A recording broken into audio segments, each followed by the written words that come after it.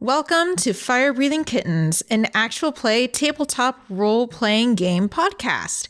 Every episode microplot is a standalone adventure that fits into our overarching macro plot throughout the entire season. This season, we're exploring different tabletop RPGs, but also doing a little bit of 5e like we normally do. And today we're playing Swamp Troll Witches, a TTRPG by Luke Simmons. So thank you, Luke, for letting us try this game out. I think we're probably the first ones to play this game and record it and put it out into the world. That being said, we're new to this game. We don't know all the rules by heart. So we'll be learning as we go along. Hopefully you guys are entertained by listening and learning about this new system, and also watching us attempt to play it like we know what we're doing. I mean, of course we know what we're doing. Today we're playing with Lothario. Well, hey everybody, my name's Lothario Bushaki, and I am a half elf, and I'm about, 5'9" or so. I'm rather slender, cause I take care of myself. 20 years old. I'm a bard by profession, but sometimes I will help out at the local pizza shop. And today I like to have a nice drip. You know what I'm saying? So I've got a green shirt with puffy shoulders. But my sleeves, it's long sleeve, but white, all the way to the wrist, very form-fitting. And my pants are a matching green, very sleek, you see. And I got white boots, because my boots match my sleeves. And my hat is, it's very small, but it just kind of covers my head, very little brim, but there is a brim all the way around. And, I don't know, that's pretty much me. I'm excited to be here. Thank you very much. Great. You're looking dapper. Hopefully you can keep your clothes clean in this adventure. I'm sure I will. Thank you. Next, we're also playing with Graveyard. Hello and good evening. What I look like is a very tall, about 6'5" automaton robot with a singular ocular input device, where a face would be. It glows blue. And I'm wearing my Night Watch uniform as per usual. The last time I went on an excursion with my friends, there was quite a bit of water, so you might notice that my standard issue poncho is being worn as usual and freshly waxed and waterproofed, as well as the rest of my body has been coated with a layer of oil to prevent any rust that might occur. Seems some foresight has left you prepared. All right, and last to join us is Rufus. Hello, I am Rufus Carbuncle. I am a human old man, not that old. I'm in my late 40s. I have thick salt and pepper mutton chops along my face and kind of just ruffled up salt and pepper hair. Never looking good, always looking like I just recently got out of a ship battle or off the beach, probably some seaweed on me, pretty much at all times. I have a hook for a hand on one side and a shield on my other, which is just a ship's wheel remodeled to be a shield. And, that's me. I want to find treasure and see what this swamp has for us today. Yeah, well, it's not quite the sea, but hopefully there's still enough water to whet your appetite. Hey, I got the first pun of the night in there. All right. Very awesome. So you guys are starting off the day in the Firebreathing Kitten Hall.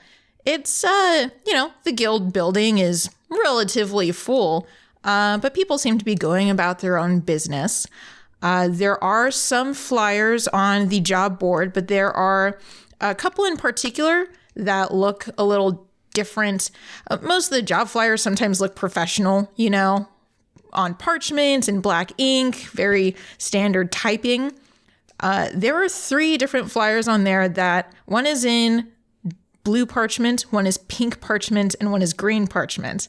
And you can see that it's all written in different colors of ink and different handwriting styles. But what are you guys doing right now in the guild hall?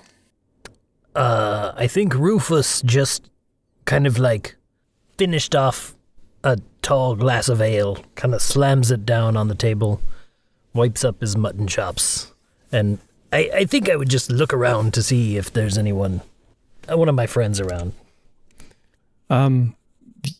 Graveyard Shift is just vibing in the corner, reading a book, waiting for more assignments to come through. He doesn't really know what to do with himself when he's not working. I would say that Lothario's probably in the men's room, and I want to make sure my goatee is just right, because I like to keep it crisp, you know what I mean? And so before I go even out into the common room of the Firebreathing Kittens Guild Hall, I want to make sure I'm looking good so that our organization looks good, you know? So I'm delicately trying to make sure everything's lined up. But I'm almost to the end, because I've got this down pat. I think that I would go... So you said there was a pink, a green... And a blue. And a blue. Yeah, I think, Rufus would get up. He'd probably give Graveyard a little... I don't wear a hat, but like a nod, like the what's up nod. And I will walk over to the board, and I want to look at the blue one. The blue one. All right. So you can see written on here, there is very scrawled, swirly handwriting, almost in a cursive fashion. And it says in just a very pithy and succinct manner, looking for adventurers, ingredients needed. Please come to Gardyloo and ask for Greta and the Atchawalla Swamp. Hey, Graveyard. What you up to? What are you doing today? Oh, I was just enjoying the peace and quiet, but wishing that there was maybe something to do. Do you have a suggestion? Peace and quiet's boring. I say that we look. Hey, check this out. And I rip off the blue one and I hand it to Graveyard. He holds it, and you just see the aperture of the lens on his face like close and open again. And he goes, "Are we going to pick flowers?" I mean, it doesn't say that specifically, but it does say ingredients. So. A swamp? Are there swamp flowers? I don't spend time in swamps. Me neither, but I like flowers. At this moment, I'm sorry. Go ahead, Greg. I was just going to say I want to see if there's flowers in the swamp. Right as my companions are talking to themselves, or talking to each other, I should say, I'm going to exit the bathroom, take a stretch, say, "Good morning, y'all," and then I'm going to look at the job board, and I'm going to see the green parchment, because seeing as how I'm wearing green already, I'm going to pick up the green one and start reading it. And I will go visit my friends in a moment, but, I want to see what jobs are available. Of course. So the green one, the writing is in all capital letters, and there are a lot of exclamation points riddled throughout. And it says, "Adventurers needed. Need ingredients for a special gift. Please inquire at Gardyloo and ask for Alana in the Atchawalla Swamp." Not to be necessarily hasty, Graveyard also looks at the other notices, seeing a pattern of fun inks and asking for ingredients, and he pulls down the next closest letter. Which color ink would that be? So that would be pink. And so that one, the handwriting looks almost like chicken scratch. It's very hard to read, but thankfully they only have bullet points listed. And it says, "Adventurers needed. Ingredients. Gardyloo. Kin. This is my favorite. Atchawalla Swamp." Succinct and to the point. Yeah, since I was talking to Graveyard, I think I'll kind of like look at this post that he just pulled down, and I'll be like, "Oh, it seems like there's a pattern here. It seems like 3 people want ingredients. What are you reading over there, Lothario? Hey, how you doing, Rufus? I just pulled down this job notice from the job board, and turns out there is a job in my hometown of Gardyloo, so I'm very excited. What you reading? Correct me if I'm wrong. Atchawalla Swamp? Oh, Yes, yeah, that's a Atchawalla. swamp. That's right. Is that near Gardyloo? Yeah, my home is actually, I should say my parents' home is very near there. Well, fascinating. I mean, these all are kind of right in the same area. Do you think we could do three birds, one stone? I don't know why I had a hard time thinking of the word stone, but I did. Well, you're a man of the sea, so not too many stones out there. That's true. I understand. That's true. So, mine is yelling at me. It's all caps. And I don't know if I like that kind of commanding language. Alana, I believe, well, we'll see. I think we should find each of these folks and see what they need. And maybe you're right. Maybe we can get paid 3 times. Money is good. 3 letters, 3 times the flowers. What was the name on the one graveyard pulled? Kin, K-I-N. Okay. Can you review the names of the other 2 as well, just for my records? So I'm pretty sure for the first one I said Greta, right? Yes. Okay, Yep. great. Yes. I was like, it's either Greta or Gretchen, and I can't remember what I said. So Greta is the one with the blue parchment and the swirly lettering. And then Alana is the one with the green parchment and the all caps. And then Kin is the one with the pink parchment and the chicken scratch handwriting. Excellent. Do we get the vibe that they're like, is it like, like you open up a construction paper booklet and there's many different colors? Are these like the same paper? Like, Yeah, they look pretty similar. okay. I mean, they kind of seem like maybe they came from the same place. They want ingredients. I kind of wish they would have said what. Well, maybe they're looking for different ingredients, or maybe if they told us what ingredients they're looking for, we might say no, because these ingredients are dangerous. That is what I was implying.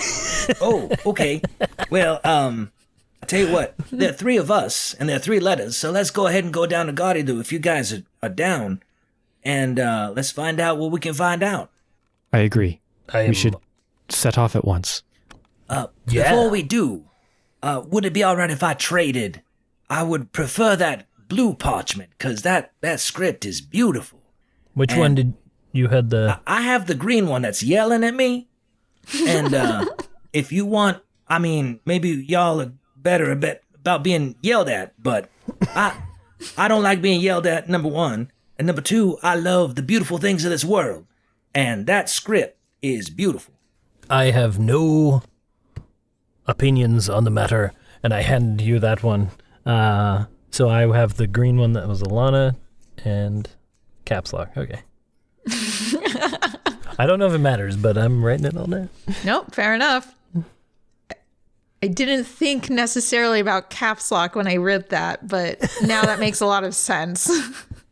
Okay, I switch with, how do we, I assume we can't take a boat. Last time we hung out, we took a boat, and I that will was say- familiar territory. No, it's a quick train ride. I go back and forth visit my parents quite often. I mean, I live here in Nickamore now, but I do visit them. So if y'all just want to hop on a train, we can be down there lickety split. I mean, I have absolutely no reservations about a train. I'm gonna... Rufus, sees you guys both agree, and he's like, yeah, sure, no, it's fine. What? Trains are fine. And he just, stares off into nothingness. well, perhaps there is a sea train we could take that would make you more comfortable. A sea train. It would... Sure. Yeah, let's go find the sea train. Okay, well, let's go down to the harbor and find out if the universe can provide us a sea train. So you go down to the harbor asking for a sea train, and they're like, you mean a ship? See, I don't know. I don't think we can get to Gardyloo via ship. I don't know. We can do the train. It's fine. Yeah, I mean, I'm fine either way. We can get there via ship. We're on the east coast here in Guaso, and Gardyloo's on the south coast. It's just round the bend. Either way is good. I like trains, and I like ships. I mean, our last encounter was not great with the ships, but we figured it out. So that's true. Either way, we can do it. It couldn't get any worse than last time. That's true. We're semi-professional seafarers. So, but at the same time, how ridiculous would it be to take a ship versus a train time-wise? Well, I am not super familiar with the geography, but I'm pretty sure a train can just cut straight through, and go faster than a ship. Because, a ship can, depending on the size of the ship, it'd probably be 15 to 20 knots, and that's still not as fast as a train. That's real fast for a sailboat, too. Yeah, exactly. and that's winds permitting. I mean, so I tell you what we'll do. We'll take the train, and while we're on the train, I'm going to make sea sounds for my man Rufus, and then he'll feel at home, and then everybody's happy. All right. I'll allow it. But I will say that as soon as I get on said train, I'm finding a room with no windows. I've just decided that Rufus is just not cool with trains.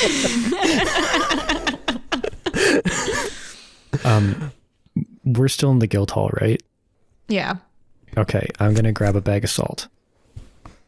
Interesting. If that's okay. Yeah, that's fine. Okay. I'm curious to see what you choose to do with a bag of salt. It's a surprise tool that will help us later. I'm down. I dig it. All right. So you guys set off to Gardyloo in the train.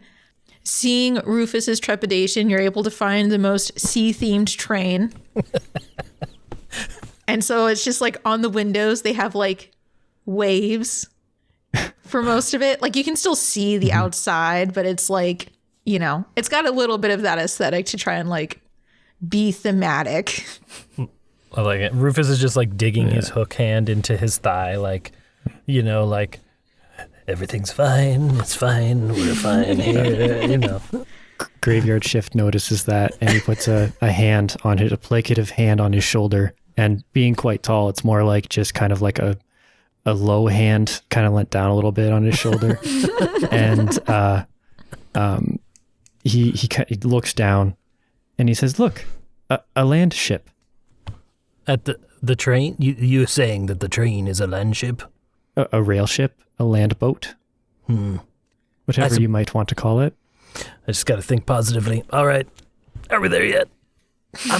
In an effort to make Rufus more comfortable, and seeing as how Graveyard has waterproofed himself, I'm going to throw water in their direction. So it's like the spritz of the sea. It's hey, look, you're alive, and you're traveling, and this is what normally happens. So I'm going to go ahead and go splash, and splash him, because I just so happen to have a bucket of seawater for some reason.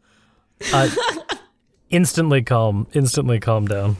Yeah, that was also where the salt was going to make an appearance. I just throw it in the air. The brine. It's almost, and my eyes are closed. It's almost like I can feel the ocean. There are other people in the train that get hit with some of the salt and water, and they're just turning around what the? Did someone spit on me? What is this? And then I'm going to make seagull This is part of the immersive experience.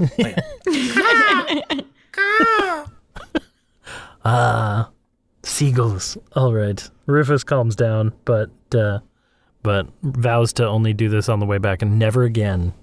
Probably not, but So within mostly uneventful train ride, you guys land at the station in Gardyloo. You step out and it is humid. It's almost Nikamoy's a coastal town. You get the breeze and everything, so you don't really feel that moist heat very often. But oh boy, stepping onto this platform, it's like you just got soaked all over again, Rufus. It's just hot and sticky this time instead of cold and salty. This place is terrible. Oh, no, man, this is great. It's like when you walk outside, it's like the air is giving you a big old warm hug.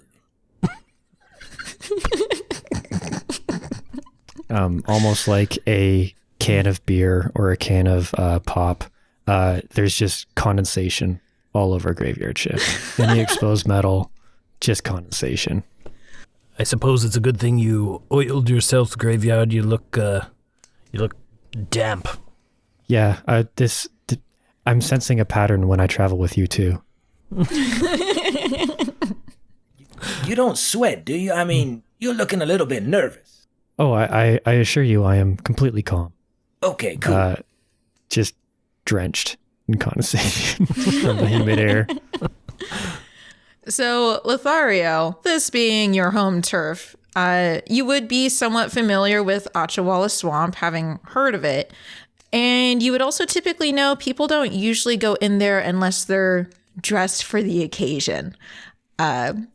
You want to blend in the swamp. There are a lot of things where if you're an outsider, it'll snatch you up like that.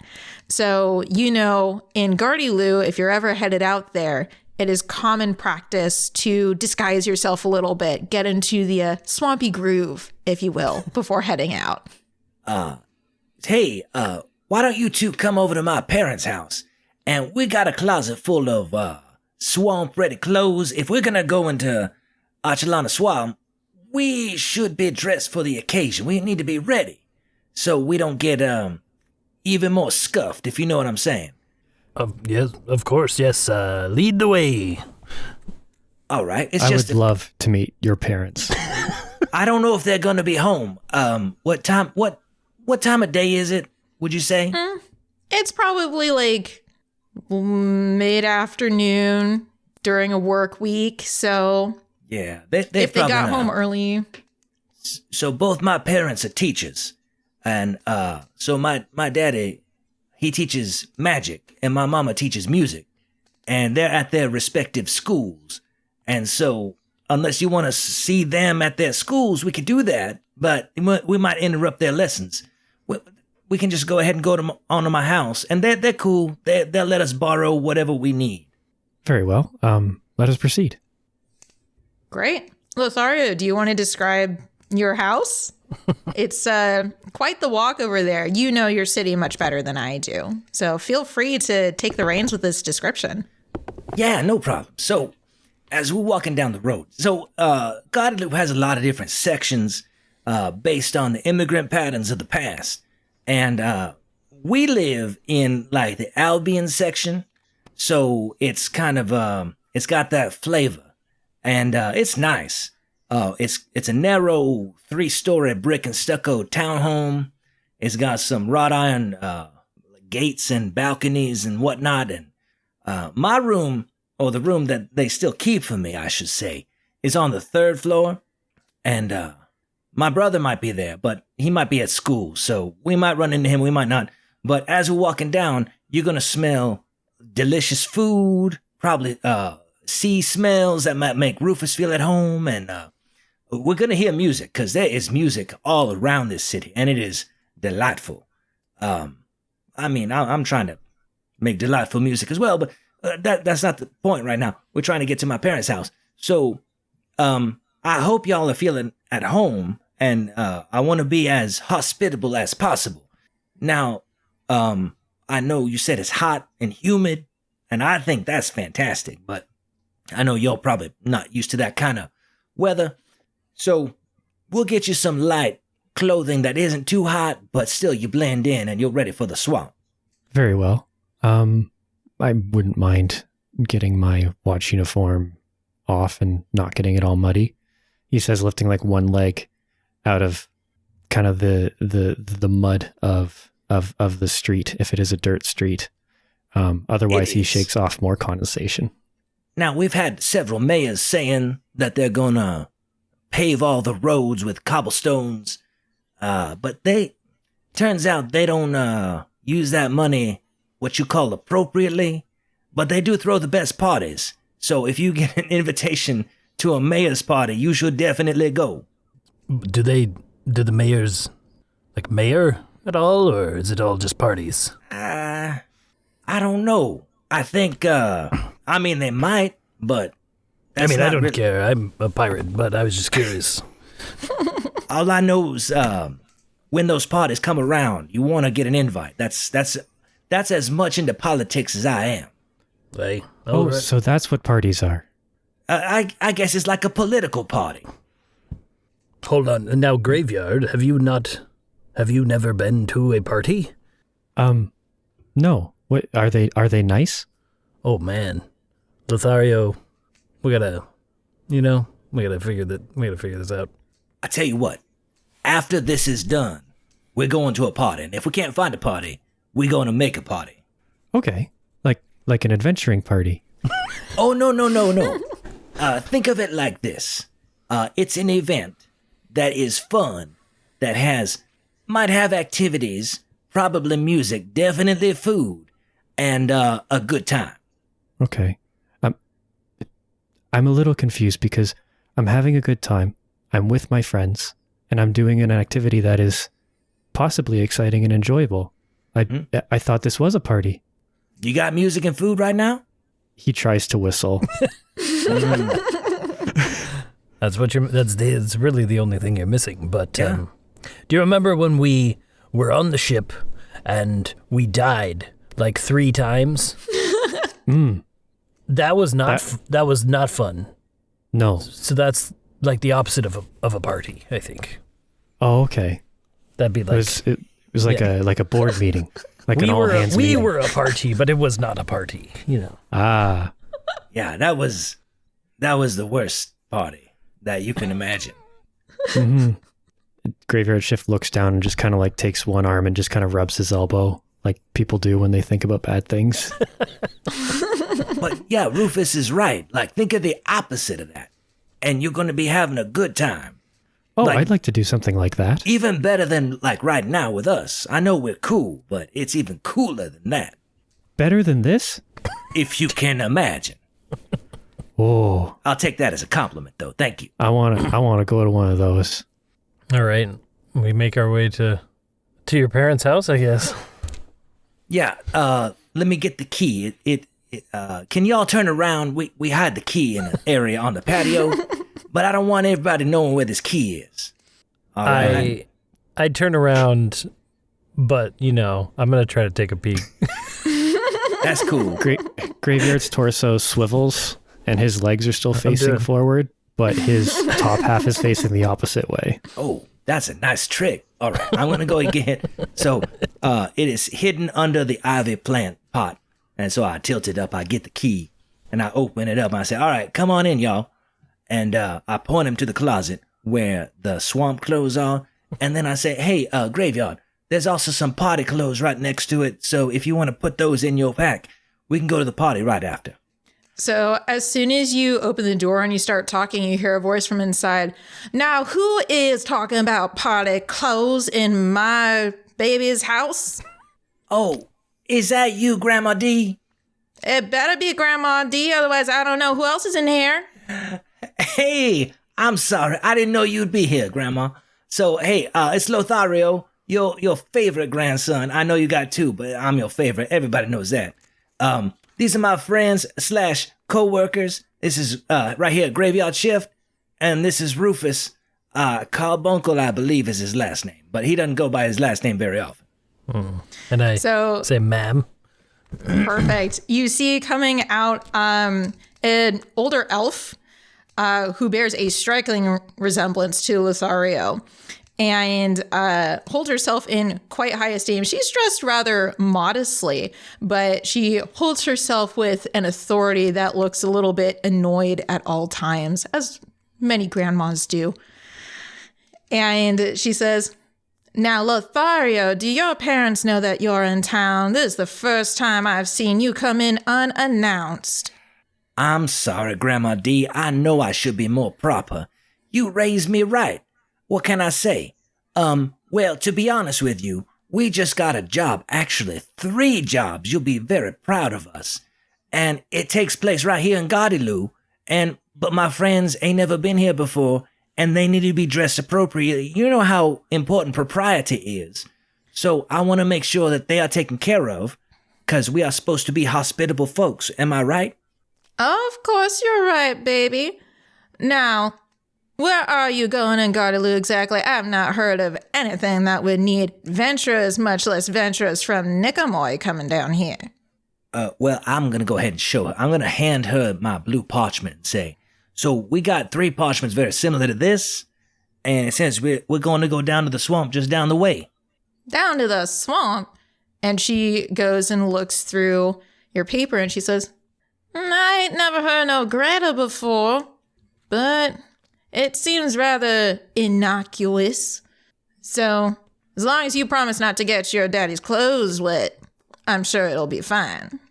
Grandma D, you know we're going to get wet. We're in Gardyloo. That's no excuse, Lothario. You know that we dress respectably here, and that means keeping your clothes dry. Yes, ma'am. Don't matter the weather outside, don't matter how sweaty and humid it is. We are clean folk. Yes, ma'am. All right. Now don't you all come back here in the evening, okay? Not before I get dinner ready. You all are staying for supper. So I say, yes, ma'am. Good head on that one. Liking you already. No, she good. She make a good supper. Don't worry about it. Hey, Grandma D, my friend Rufus, he likes seafood. Is that true, Rufus? I hope I'm right. Oh, yes, no. Okay. Basically, all I eat is seafood. Okay. So if you got any crawfish or any fish of any kind, I think that would probably, I mean, I know whatever you're going to make's going to be great, but, you know. Oh, yeah, we can do a whole fry. We can do a stew. Don't you worry your pretty head. I'll make all your favorites with seafood instead of beef, like I know you like it. That's true, Grandma D. Thank you very much. Hey, Graveyard, do you eat? I mean, I don't mean to be rude. I do not. I can appreciate cooking by looking at it and watching it be made, but unfortunately, I have no input for organic matter for fuel. You don't eat. Nah, baby, we're going to make sure you eat good. Trust me, maybe you don't taste other organic matter, but you will taste this organic matter. I promise you that. Yes, ma'am. I will try. A good head on his shoulders, too. You're making good friends, Lothario. I'm proud of you. Well, you always told me to hang out with a good crowd, and I think I found one. Mm-hmm. Sure looks like it. Now go ahead and help yourself to whatever you need in here. Just make sure you come back clean and safe. Yes, ma'am. Oh, by the way, we got these 2 other job flyers. Do you know anything about, I know you said you don't know anything about Greta, but you know anything about a person named Ken or Alana? Oh, yeah, Kin. They pay at the market sometimes, but never really talked to them. What do they, I mean, are they like selling stuff at the market, or you just run into them because they shopping at the market? No, they'll always bring some tonics of some sort out there. Sometimes I get them if my knees are feeling bad, but I don't know, never really talked to them. Invite them to dinner too, why not? Oh, okay, yeah, yes, ma'am. I'll do that. And I lean over to Graveyard and I'm like, see, now this sounds like it might be a party. Oh. Will the mayor be there? No, it's not going to be. At this point, anything's possible. Yeah, who knows? Maybe we'll run into the mayor, but I'll take care of the music, y'all. All right, I'm going to eat. There might be a mayor. I'm excited. Well, I'll go ahead and get in the closet then, and I'm going to hand different swamp, like waders and breathable shirts to my friends and myself, and I'll point out where the restrooms are or private rooms where they can change, and then I kind of look at Graveyard Shift being not necessarily organic and not knowing if he would need these clothes per se, but I'll offer him anyway. I will graciously accept them. Like we said, when in Gardyloo, do as the Gardyloo do. That sounds like a song. Yeah, that was good. if that was a cue to sing, I'm not taking it. Oh, no. I'm making a mental note that will transform into a written note later on. I think that's a great title. I low-key really want to hear a song at the end of this episode now, but I won't hold you to that. Oh, I appreciate us not holding us to that. All right. I'm definitely going to throw on a pair of waders. Wise choice. So is there anything in particular you guys want to bring in terms of camouflage? Not only are there muck boots or waders or coveralls, it's you have some like headdresses with like ferns on it, and then you have like some shoulder pads that look like there's moss growing on there, all wild. Is there anything a little crazier you guys want to wear? I do, 100%. I think now, I don't know because this isn't my swamp closet. Like, like weird wet swamp plants that are like they're in the water, like lily pad type thing. Oh yeah. If there was anything that just looked moist or is moist, and basically I'm thinking like kelp, but for the swamp, I would want like an outfit made of weird wet swamp cabbage. Suswasser tong. That's a water plant in freshwater, generally in the southern states. There you go. I don't know what that looks like. It even has a letter that isn't part of our alphabet in it. It's bright green, kind of kelpy, but like, when you like, not like the long kelp forests in like saltwater, it's more like dense and has like kind of bulbous leaves on it. Not doing a great job of exexplaining it. That's fine. It's more, instead of one long leaf, like a piece of kelp, it's more like more foliage, and it's a lot more, there's higher surface area to absorb more sunlight, and it's like a bright green. It's really pretty. Oh, that's great. So what you have is just like there's a flat cap that goes on your head, and then all of that vegetation just like flows around your face and down your shoulders and down your chest. It like gets all the way down to like your knees, and you're just wearing like a super long headdress. I love it. Rufus instantly is feeling more at home in, I don't know why, but he is. I would try to search out more along, the moss that grows on trees in marshy areas. Mm-hmm. I'd want a collection of that from like a myriad of different colors. Yeah, so you find anything ranging from like, again, blue and pink and green, funny enough. But you also find some purples. You find some rust oranges and burnt yellows. And it all just becomes like they're parts of fabric that you can stick onto yourselves. Like there's an adhesive to it that you assume is waterproof. And you can just stick them all over you in whatever pattern you would desire. Okay. There is going to be a like that rusty color. It's going to be the fire and from a kitten, and I'm gonna pick a lighter color of like a gray or a white on my chest for like a kitten. Oh, that's great. So I have a traditional go under the swamp suit, so to speak, and my jacket is covered in cattails. So I'm going to put my cattail jacket on, and they're mostly sticking up a shoulder level and whatnot, but it's very dapper.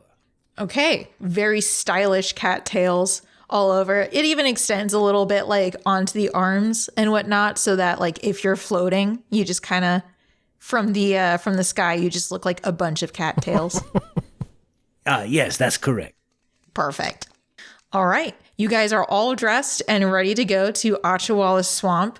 And it's kind of an easy walk, at least through Gardyloo itself. But then as soon as you leave the city limit, it just becomes like mud. And every step you take is just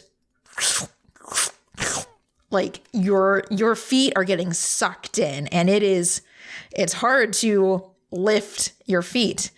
If Graveyard Shift had muscles, they would be burning like yours two are. This was far more like romantic in my mind when we first agreed to do the swamp thing, but this is gonna be tough. So Yes. It's not. Oh, I agree. I think we should press on. No one needs a rest, though, do they?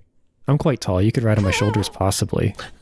I look back and we're like 100 feet from city? Yeah, probably. Not yet. No, I think maybe we'll get a little further. Yeah, once you get a handle on the pace of what you're trying to do, it's quite easy. So just don't stay in one place too long. And it's just like, I mean, I've been out here noodling for years, so I kind of have a handle on how to get through this mud. Just keep going. Don't stop unless you got a reason. Okay. So it's probably another couple 100 feet that you guys start heading into the Atchawalla Swamp, where you find a medium-sized building. It looks kind of more like a lodge, and just a sign next to it that says, "Last rest stop for 100 miles." And you can see there are like rocking chairs on the porch, and there are lights on inside. And there's sound, laughter, talking, etc., etc. But if you'd like to stop in here for rest, information, etc., before you head into the swamp, this is your last chance to do so. I would definitely like to do so, sir. Number one, I did not bring my cigarettes, and I would like to go inside and purchase some tobacco cigarettes specifically. And while we're here, maybe we can find out about more about Ken, Greta, and Alana. Is there a storefront at all to this? Is there items? Is this like a gift shop? What kind of like vibe is the last rest stop in the swamp? It's kind of like it's like one of those stores where it's part general store, part restaurant, and part gambling hall. Nice. So it's just like this lot, and it's not even really that big, it's like a general pit stop area. But on the left side is the general store, and you just have a wall of goods and a counter for paying. And then in the middle is tables and chairs. And then on the right-hand side, there's like card tables, and you've got like dice rollers, and you've got a little like machine that spits out parchment, and you have a bingo wheel. Oh man, Rufus goes to the gambling side of things immediately. Is there a game you'd like to play? Yeah, bingo for sure. I'm just curious. You said a wheel, right? Wait, no, bingo. Is that yeah? Was It's that like right? one of those cage wheels, right? Oh, okay. I was thinking like a spinny wheel. How about dice? Let's go dice. Okay. There is one person at the dice table right now. They kind of look like they're wearing a uniform, but the only thing uniform about it is that they're wearing a vest, and everything else is like they're wearing muck boots and coveralls. I lean over to Lothario and Graveyard and I say, I'm gonna go see if I can find out some information. and I jingle some coins and head over to the dice place. Okay. Well, play it cool, because, they might sucker you into spending all your money. I should have warned you before we entered this rest stop that every single rest stop has a gambling hall, and they are insidious. A house always wins, if you know what I'm saying. Well, I mean, the house can't always win, and I move over. So you go over, and it's a relatively young person. They look like they're maybe like 17 or 18, in school, but maybe skipping it to do their part-time job sort of thing. They're a tiefling with purple skin and rather small horns, but they're thick. And they look at you as you approach, and their eyes widen, and they say, I've never seen you around here before. Are you new? Yes, lad, I am Rufus T. Carbuncle, and I am here to take all your money. The youth audibly laughs and says, I'm not sure you know how it works around here, sir, but my money's not being taken. You can certainly try, though. Well, the beauty of gambling is, I only have so much money to start with, so really it'll be fine. Let's do it. I want to play. All right. And so the game we'll play will use the 3d6 system that is set up for Swamp Troll Witches. And so what we'll do is, it's not going to be exactly like how the game does it. You will roll 3d6, and let's see, the highest would be 18 and the lowest would be 3. So if you roll, oh my God, my health. If you end up rolling a 12 or higher, you will end up winning that bet.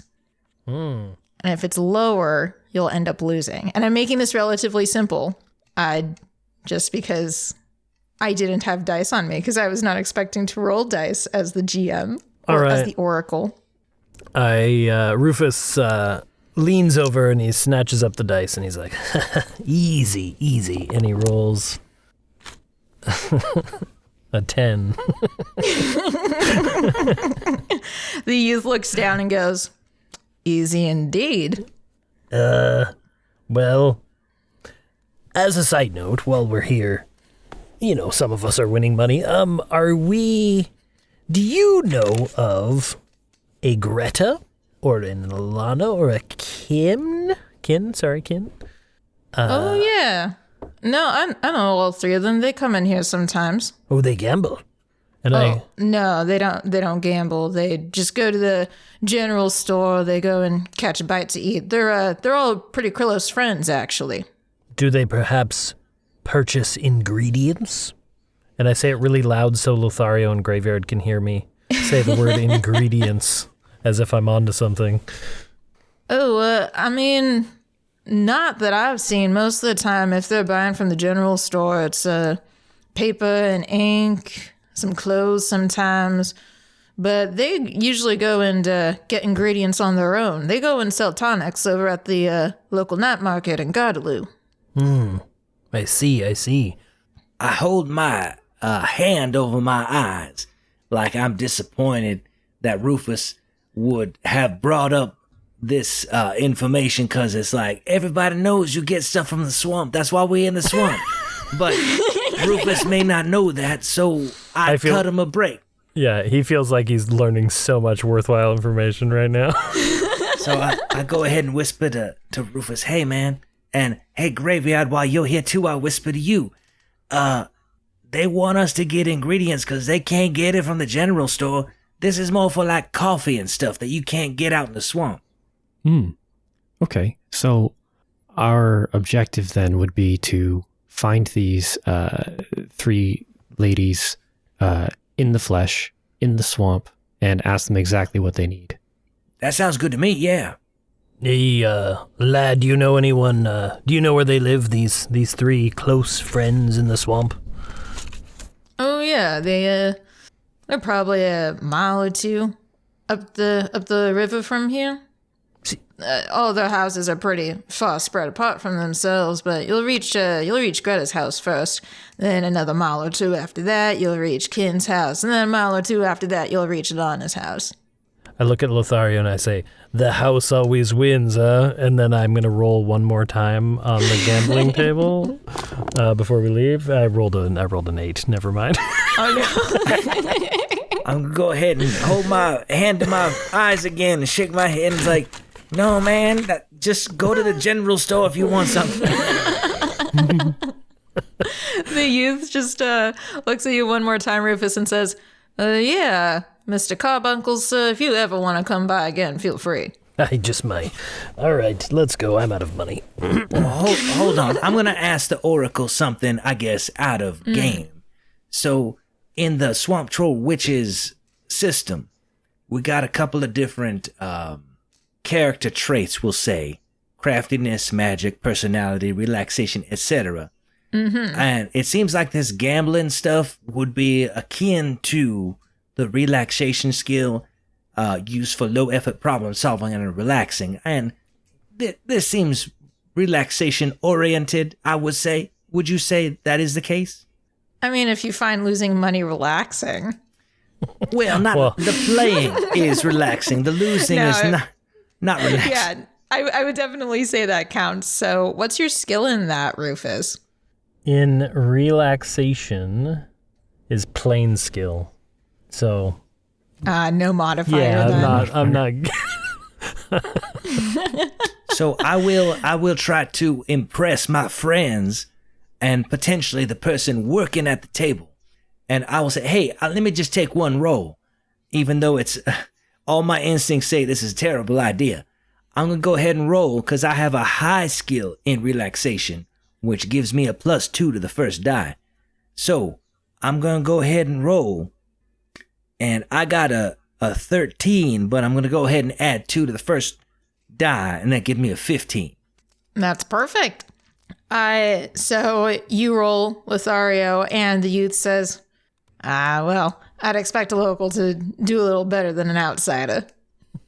Yeah, you know how we do. Thank you very much. Where do I collect my winnings?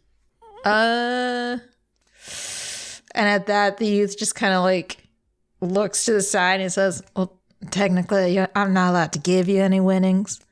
But, yeah, I'll just give you the good man's money back. Although he can feel free to come back and try his luck again. I'm going to go ahead and subtly shake my head to Rufus like, no, that's a terrible idea. Let's just take our money and go. All right. Is there anything you guys would like to pick up from the general store or the restaurant before you head out? Should we, if we're gathering ingredients, should we get baskets or some kind of sack or satchel? That's a fine idea. Do they sell those at the general store? They most certainly do. Okay, so I go over to the stab and grab. Awesome.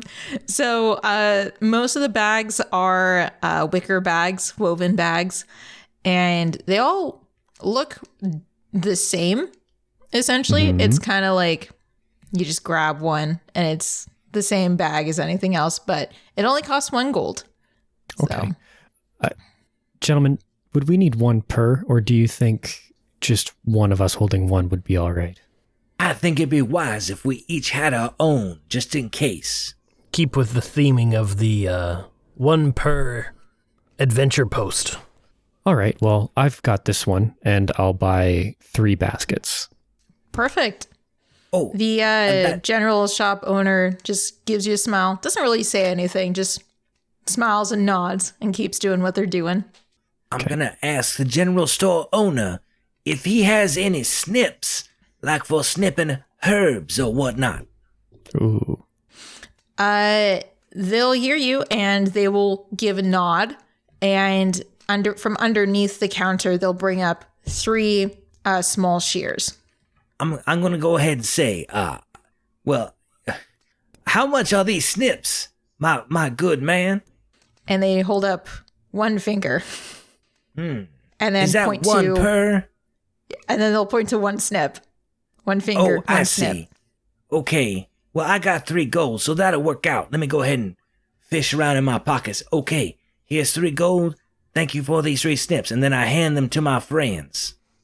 Smiles and nods again. Gives a little bit bow of the head, kind of saying like, thank you for your service. Or thank you for your patronage. That's the right phrase. I interpreted the nod correctly. I'm an expert in nod interpretation. Is there a to-go cup at the restaurant with alcohol in it? Well, seeing as how there's no trash can, you can really throw it in the swamp or until you get to Gardyloo. They're very careful of not like giving things that you can litter. So there's no to go. Oh, but if you have a flask or a canteen of some sort, they're happy to fill it. I actually do have a glass bottle. Oh, that would work. So I ask for a fill up of their finest swamp grog. There is a strong smell as they fill up that bottle. All right. There's a little bit of mustiness. There's a lot of alcohol smell, though. Love it. Some moonshine. All right. That's all I want. Awesome. All right. So you guys leave the final rest stop and you travel a couple miles. You guys have the choice of going to any of the 3 houses first.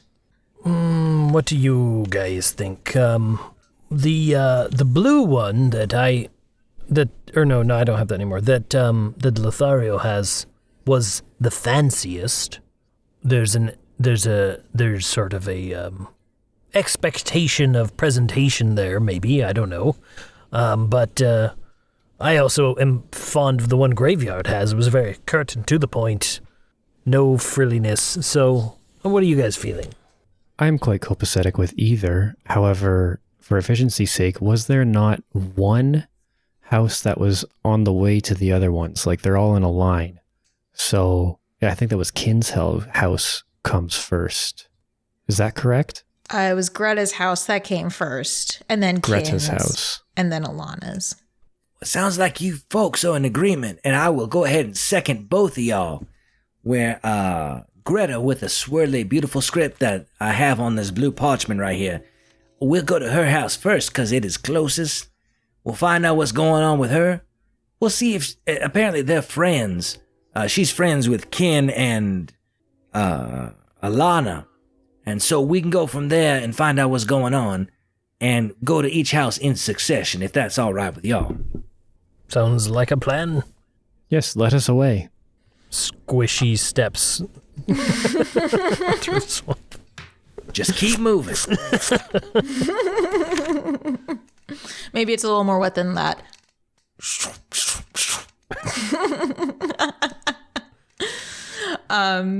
Yeah, so after about a mile or two, following one of the larger streams / rivers that runs through this swamp, you come to a small hut on stilts.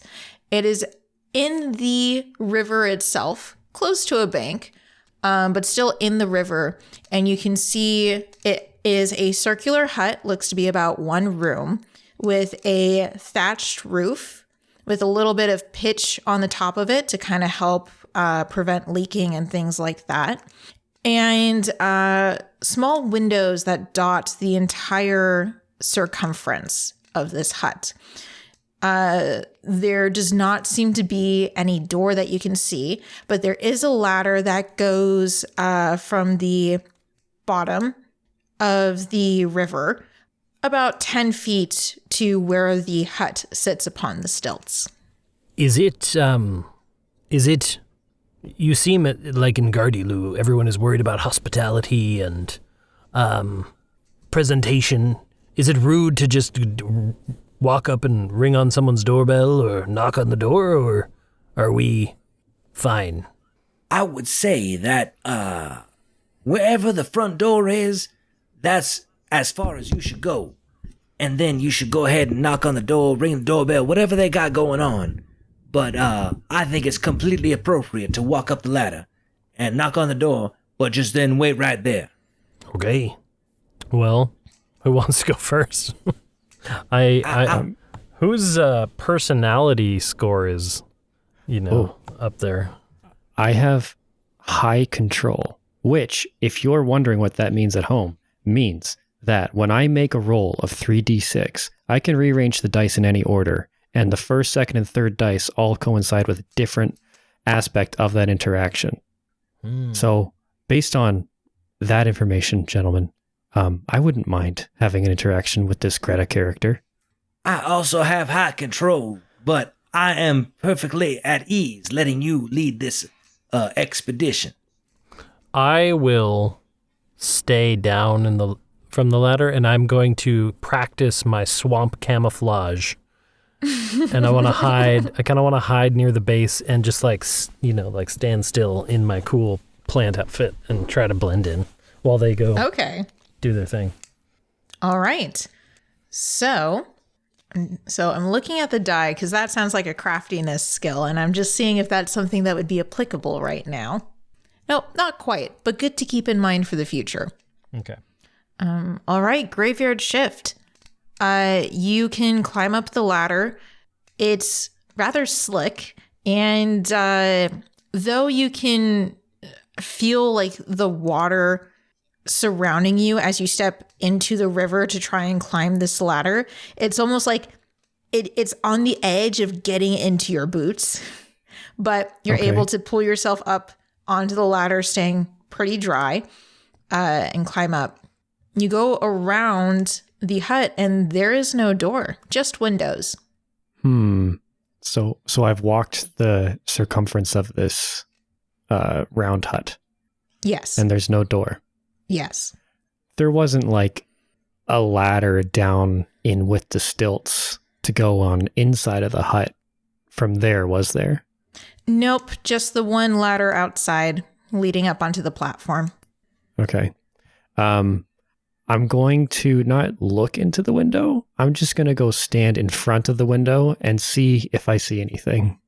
So just walk over, maybe lean on the railing. I'm not going to put my hands up to the window to peer through. I'm just going to see if, a casual observer might be able to see through it. Yeah, easily enough done. It is a rather modest room on the inside, a single bed, a single table, and 3 chairs, and a rather large woven blue rug in the middle of it. And sitting upon the rug, you can see what looks to be an older woman, human, in very colorful robes. It almost looks like different patchwork colors have been sewn into a giant robe that fills her entire body. And her hair is blue and curly and put up into a rather messy bun. And the rest of the hair strands just kind of fall away from there and puff out around her. But her back seems to be turned to you right now, and her head is lolling. She might be sleeping. Okay. Oh, no. I am going to go to the nearest wall, so I'm not in front of a window anymore. And I'm just going to do that, like, kind of polite greeting knock where it's like shaving a haircut. Okay. I would like you to roll 3d6, please. Okie dokie. And usually when you're rolling 3d6, it is to answer like a yes or no question. But I'm doing it here just to see what kind of interaction they first might have. Okay, so first die is a 4. Second die is a 6. Third die is a 5 for a total of 15, if you need to know that. Okay. I don't need to know the total, but those are good. Okay. So you knock on the windows and you can see the head jolt up, and the woman turns around to look at you. And in somewhat of a hurry, they stand and brush themselves off and arrange their colorful cloak. And they open one of the windows, and the window, it is small. It's only about chest height, but you can see as she goes to open it, the area beneath the window also opens. So it was a disguised door, essentially. Okay. And you rolled really favorably for this. And so instead of being upset that she's been awoken from her nap, she smiles and says, "Oh, no, it's quite nice to see you. I so rarely get company." Good. What time of day is it? Afternoon. Okay. Good afternoon to you, miss. Would you be Greta by chance? I am Greta. How did you know? Well, we spoke to the locals just a while back at the general store. And we also have a letter that we think you wrote asking for help with ingredients. We're hoping we can help you with that. You did get my letter.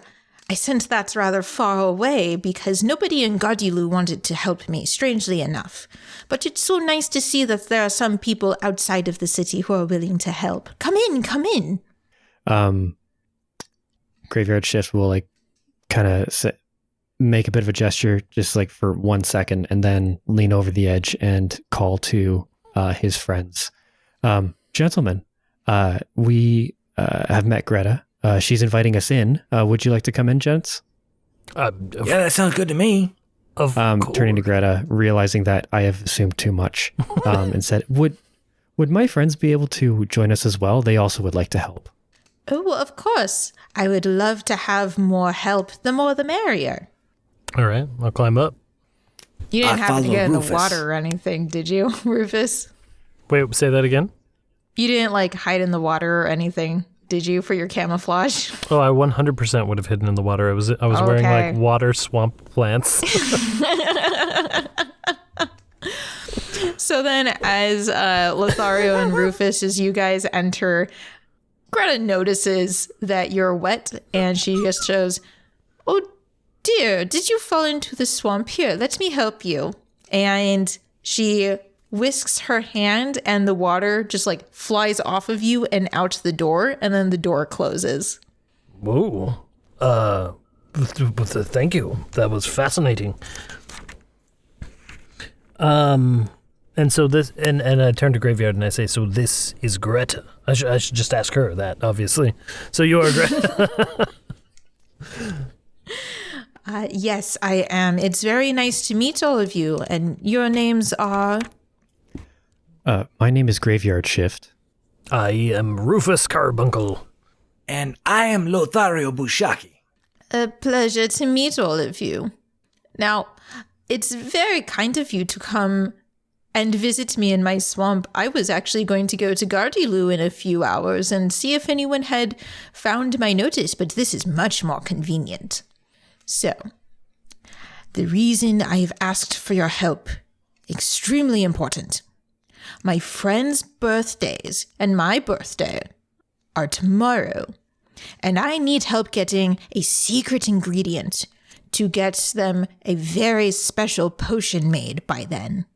Now, unfortunately, my bones aren't quite what they used to be, and so I need the help of you strapping lads to go out and get an ingredient or two. It depends on your time. But I need your help getting them in the swamp, and then you just need to bring it back to me, and I will be able to do the rest. I feel like this is very doable for some adventurers of our caliber, right, boys?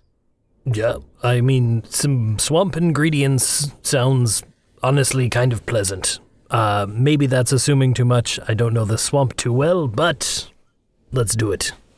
I will say, Rufus, I grew up by the swamp and everything in the swamp's trying to kill you at all times. So I will turn to Greta and say, where exactly can we find these ingredients? What are they? And are they trying to kill us? Oh, well, it is a little unfortunate that you asked that because I was really hoping I wouldn't have to tell you that. But yes, there is one ingredient that may kill you. Only if you look at it funny, though. So you just have to make sure you don't look at it funny. Is there like a chart of what would be funny and normal for looks that we could reference? Well, that wouldn't really translate well over a podcast, so I'm just going to say stick with your gut. Just keep it professional, Rufus. Just All be right. professional. All right, professional. Wait, an ingredient can kill us if we look at it funny? Is it sentient? You know, there are many, many conversations about whether or not plants are sentient or not. But I would just like to believe that this plant requires much respect when being handled. It is particularly called a swinnow root. And that is SWINNNOW. Like winnow, but with an S at the front. Okay. Thank you for the warning, Greta. Would you happen to have a written list of ingredients that you need? Or is it just the swinnow root? Well, it's just the swinnow root, really. If you can get more than one, that would be fantastic. But I also don't want you all to die. Oh, So thank you. That's kind of a change Yes. of pace for normally people we meet. You should find better people to meet with if they want you to die. The whole point will of me say- asking for good adventurers is so that none of us have to die in this endeavor. It's not as bad the first go round. I mean, dying, once you get used to it, it's fine. But it turns out you come back and you can still do what you need to do. That is my experience. I don't know if we should bank on the idea that we're going to come back this time. I guess better safe than sorry. Yeah. I appreciate your advice, Rufus. Is Okay. is there a do we know where the Swinnow root is, or do we need to go find it?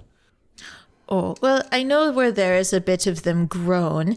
They are only about a half-mile walk from here, perpendicular to the stream, over to the east. But it is rather hard to get a hold of, because it is so deeply rooted into the ground. You have to make sure that you actually dig around it, and then handle it carefully. And then again, don't look at it funny. You have to make sure you don't look at it funny. Don't have a breaking character. I'm sorry. So, do you happen to have an image or a description of what we should be looking? Because it's the root that we're after, but what's the plant look like on top of it? It is actually quite easy to notice. It looks like a person, really. Just a miniature person. It looks like all green and red. So the body of the person is red and the arms and the legs are green. It is very noticeable. That is the easiest way to describe it. And it cannot speak? Not that I know, but I am not that kind of swamp inhabitant. I know some people do. Alana says she does, but I don't believe her. Was that mute shopkeep green and red? No. Okay. It's like, maybe. We didn't look at it funny, so it didn't kill us. But he didn't say anything. So you know Alana then? Oh, yes. She's a very good friend. Yeah, so we... Her and kin. Yeah, we gathered that, but we also have... And then I lean over to my team and I should we tell her? I don't know. Maybe they're all looking for secret ingredients. Well, I think if it's their birthdays, Yeah. they might be trying to get stuff for each other, so we should not tell them Right. that we are also hired by the others. And so I finished saying, we also like swamp people, so we'll meet your friends while we're out there. Oh, that's very true. They might be out hunting for their own ingredients right about now. The night market is tonight, and so many of us go and try and make potions and such. Do either of you two have shovels? Or do we need shovels? Do we dig with our hands? Shovels would have been a good idea. Did they have a really nice shovel display at the general store? We just They had the small hand shovels we just totally looked past it. All right. on sale, half off. Greta, before we go, you wouldn't mind lending us a trowel or a small hoe, would you? Oh, not at all. I am happy to give you whatever you need in order to succeed in this. And she goes over to the bed and reaches underneath into a very well organized container and pulls out a very well taken care of trowel and hands it to you, Graveyard. I have a trowel. Well, I mean, we should get on with it, right, guys? We should find this here Swinnow root. I agree. I second that. Third that. All right. So you guys are going to head off, and I think this would be a good time to take our break here. And hopefully we will be back in just a little bit and starting to roll some dice and playing Swamp Troll Witches. Nice. Okay, so today we are joined by Lothario, I'm so glad to be home in the swamp. This is fantastic. Rufus, I am excited to test out my swamp camouflage. and Graveyard Shift. You all come back now. Bye. Bye. Bye. Goodbye. We hope that you're enjoying this episode of Firebreathing Kittens. This episode's shoutout is from JQuest7574, who says, quote, "Hello, gangsters. We would like to invite you to our International Mafia clan, Mafia World Game, Revolution Edition of the classical game, a real-time social deduction game for 3 to 20 gangsters. The synergy of physical cards and app creates the best engagement for all players. Mafia World Game, Revolution Edition." End quote. Would you like our voice to read your shout-out? You can arrange for that on firebreathingkittenspodcast.com through our partnership with the website Buy Me a Coffee, where you can arrange for us to read your shout-out on air. Or you can support us on redbubble.com, where you can purchase our official merchandise, or on amazon.com, where we sell ebooks, paperbacks, and hardcovers, or on Audible, where you can listen to our audiobooks. Lastly, we don't paid advertise our show, so the only way we can grow is if you tell someone about us. Think about an episode that made you smile. Nobody is listening to it, unless you share it with someone you know. Thank you for sharing Fire Breathing Kittens with your friends. We appreciate it. All right, welcome back to this episode of Fire Breathing Kittens, where we're theoretically playing Swamp Troll Witches, but in the first half, we kind of just did a lot of fun setup. Now we're getting into the meat of it. So, Lothario, Graveyard Shift, and Rufus made their way to Gardyloo, prepared for their trip into the swamp, and met Greta, the first inhabitant of the swamp, where they've been asked to find the Swinnow root.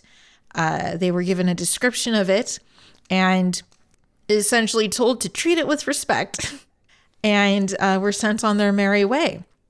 And so we're going to start this with a 3d6 dice roll.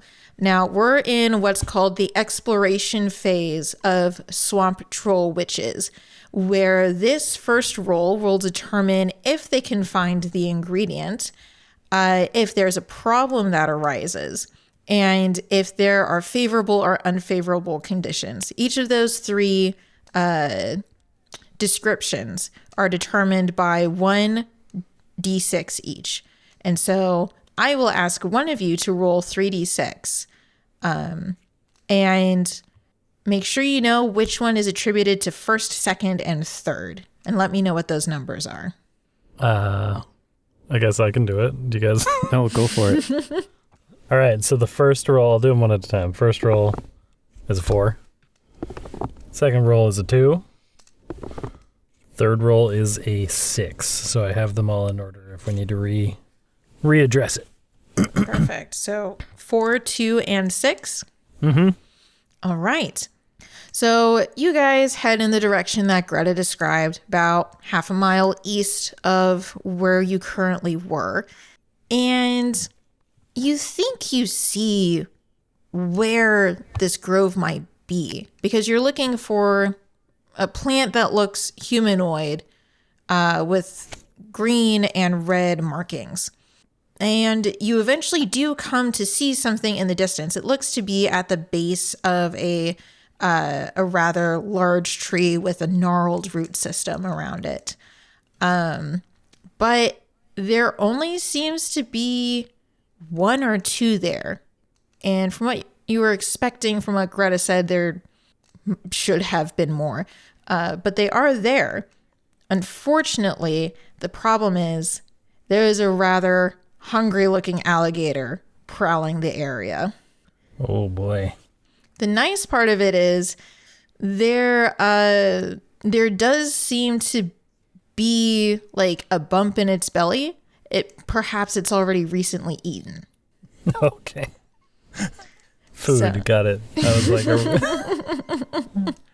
okay. Yeah, don't worry about that. We're safe for about a month.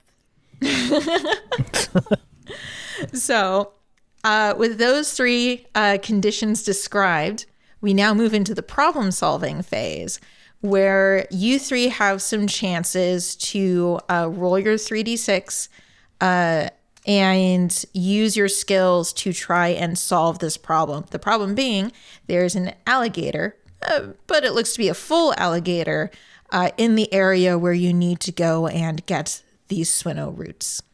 Okay. How much magic do we have access to? Because when we first made our characters, some of us were casters. Yeah, I'd say the magic that you would have available in your original build is available to you right now. Probably in a little bit more limited capacity, but I'd say try and use it creatively. Okay. I just can't remember if... Hey, it's not we don't have problems with it anymore. Clerics, I can't remember if they can cast darkness or any kind of blinding magic. I know they can... I think they can cast blindness. Okay. I don't know about darkness. Well, I would like to try to cast blindness on the alligator or crocodile. It's a gator. We're in the swamp. Yeah. And because when you cover most reptiles' eyes, they just think it's nighttime. And they become much more docile. Oh. I learned that by watching Steve Irwin. Ah, what a treasure. Yes, he Gone is a too treasure. soon. But can I attempt that, please? Yes. So let's see. Where you may help from. Okay, yes. So this is again a 3d6 roll. The first die will answer whether or not the blindness works. The second die is going to determine if there is a wrinkle, so whether there's a side effect of some sort. And the third die is going to be what's determined here as flavor on a scale of 1 to 6. Okie doke. I will roll then. Die number 1 is a 4. Die number 2 is a 6. And die number 3 is a 1. Okay. Generally very good. So you cast blindness, and the alligator that had been prowling slowly enough already just kind of slows to a slow crawl and then stops. And luckily for you guys, it stopped off to the side where there is a clear area for you to go and access the Swinnow root if you would so choose. There's a little bit of snoring coming from it, but that's about it. That's cute. I would like to give Graveyard a high five for that excellent problem solving. I reciprocate the high five. Do we roll for that? For how crisp it is? Well, I don't know about that. You guys can high five, no problem. Yeah, it's just a celebration. I don't think that needs a die roll per se. But I'm not in control of this world. I look right at his elbow, just like how you're supposed to, and just big ol' high five. Cool. Thank you. And on that note, I will go ahead and work toward politely moving toward the Swinnow root and introducing myself as manners would dictate. To the root? Yes, of course. I will introduce myself. Hello, Roots. My name is Lothario Bushaki. Pleasure to meet your acquaintance. I would like to collect you if you please. So you can't tell if there's a breeze or not, but you do see that humanoid shaped plant kind of seem to shimmy to the side a little bit and then gently bow forward and then rise back up. Oh, excellent. I will take off my hat from my head, my green hat, and then do a little flourish and reciprocate. Perfect. So now for this roll of getting the ingredients, I will have you roll 3d6. I was actually supposed to have Graveyard apply a skill in his roll, and I forgot to do that. So we're going to do that for your roll, Lothario. Okay. At least I think that's how it is. We're learning this. Okay, so if you want to actively try and dig up the root, I would say you can use craftiness, brute force, personality, magic, or determination. So basically all of them but relaxation. Okay, well, my preference would be personality, because I have a high control, which I think is the best proficiency in any skill. So I'm going to use personality. Okay, sounds good. And then because Graveyard Shift rolled a 6 on their second die. That means there's a positive side effect. And so you actually get a +1 to your die roll as well because of how well he rolled. Well, I rolled a, I guess, statistically likely, but seemingly unlikely roll of a 6, and a 5. So it seems very positive, but statistically speaking, it is as likely as any other combination. Well, very positive indeed. So describe how you very deftly use your personality to dig up this Swinnow root successfully. Well, I think it all started with my introduction to the root, as far as being very polite as manners dictate. Me being brought up by Grandma D and my mama and daddy, just having an emphasis on courtesy. And so, as I see it reciprocated by the root, I gladly pluck it gently, with care, not forcefully or without, what is the word I'm looking for?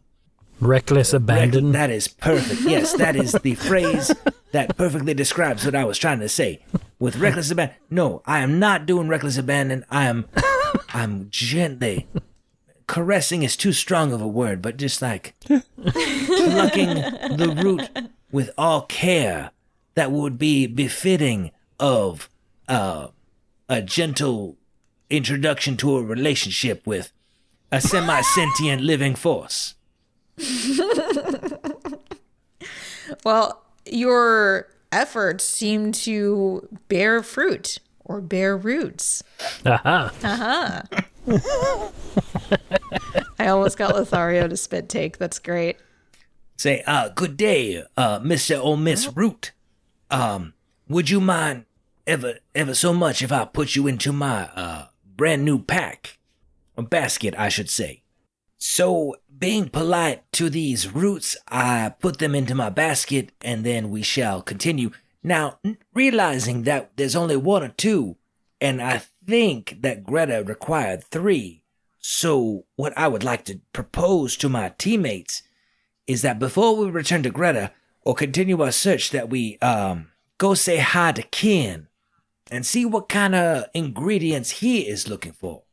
I think that would be best. It would be a very efficient use of our time if we get the full list, and then we don't have to keep bouncing back and forth between cottages and the swamp. While also, though, we must adhere to the strict rules of the secret birthday party gift. So we need to make sure that we keep that to ourselves. We don't want to tell the others what we're doing. Yes, that's a good reminder. I totally agree. So who has Ken's job notice flyer? I think I do. That is the bullet-pointed pink writing, right? Yes. Okay, I have that. So let's head his way, and I will let you do the talking since you have the paper. Okay, very well. Can we find our way all right to Ken's cottage? Yeah, easy enough. You can backtrack back to Greta's place and then go a mile or 2 further up the river, and you come across a square hut. This one is set off a few feet from the bank and is actually nestled up amongst one of the trees and their branches. And there's also a ladder there leading from the top all the way, from the bottom all the way up to the top.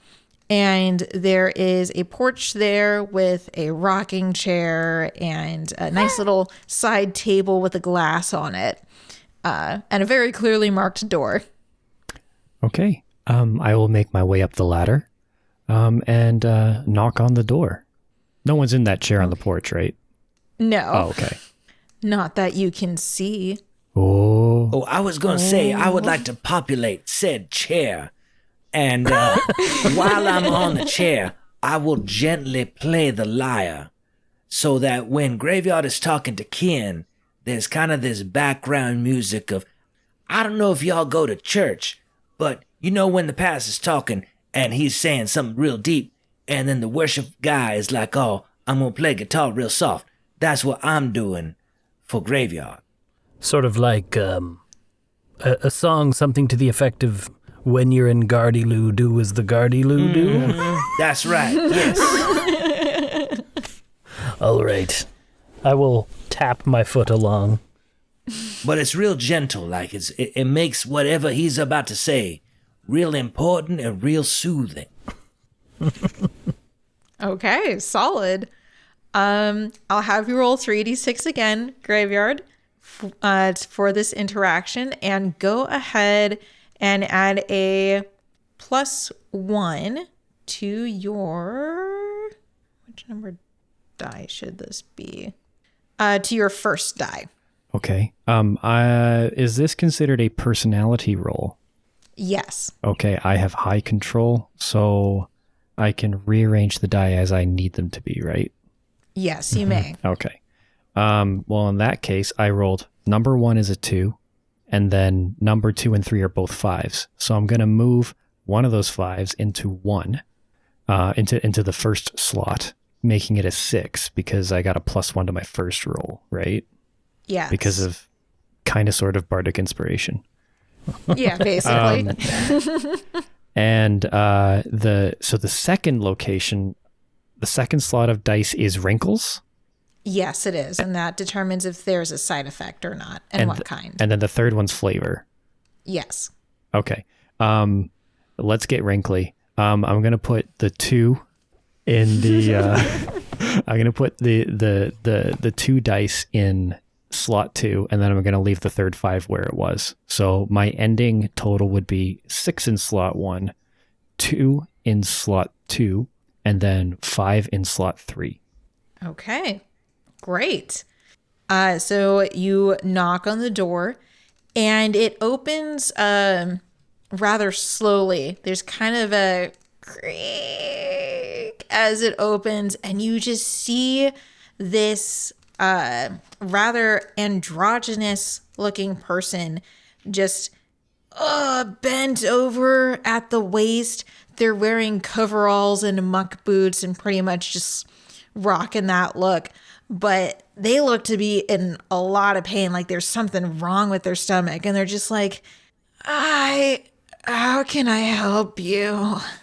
I would say good afternoon to you, but I don't think you're having a very good afternoon. No, it really sucks. I'll speak quickly first. We got your notice to help you get some ingredients, but I feel like there's a more pressing issue in front of us right now, which is that you have a tummy ache. Am I correct? Oh, right on the money. You're so smart. Okay. Does this happen a lot? Is there something that we can do for you right now that might be able to help you? Is there like a pink potion above your sink that we could get for you? Thick and creamy. Yeah. I really should have just waited for someone to help me get the right ingredients. I was trying to make a potion for a friend, and I used a substitute, and I really shouldn't have. Yep, that's my mistake. But you know what? Better me than her, right? Well, as admirable as it is for you to want to take care of your friend, now we need to take care of you.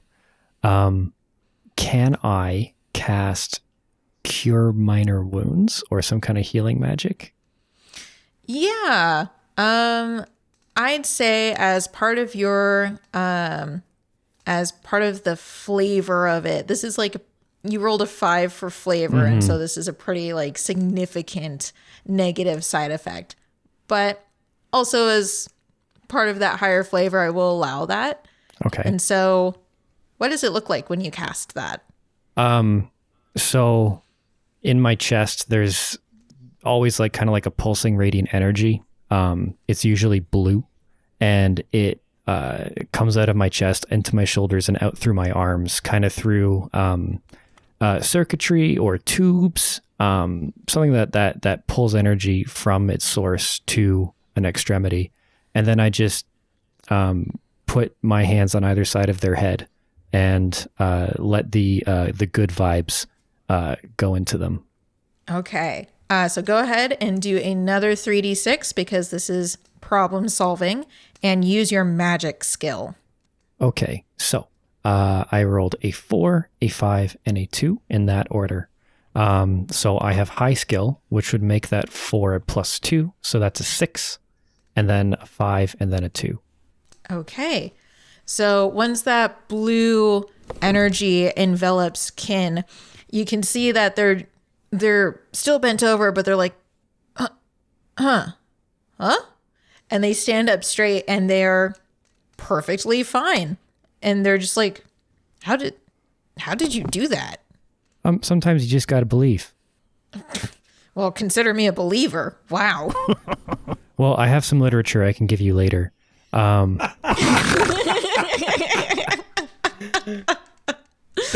church music in the background is real applicable right about now. Yeah, it's called Looking Spire. Yeah. And yeah, it's a whole magazine. We'll talk about it later. So we have one problem down. That's what we call a slow burn. Oh man. So we've solved problem number 1, and we're on to problem number 2, which is I think you have a very direct letter that was sent to our guild hall to help you collect some ingredients. What can you tell us more about that for? Oh, yeah. Well, it's kind of like I was saying in between painful moaning. But I'm trying to make a potion for some friends. It's their birthdays today. We're meeting up for our usual get-together tonight. I need to find this this really dangerous ingredient, and I just wasn't feeling up to the task for it, so I thought I would substitute it with something else, but the whole concoction was it wasn't good, obviously.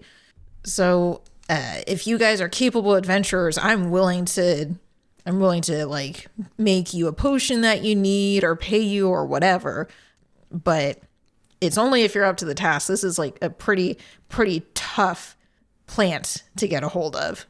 We can always try.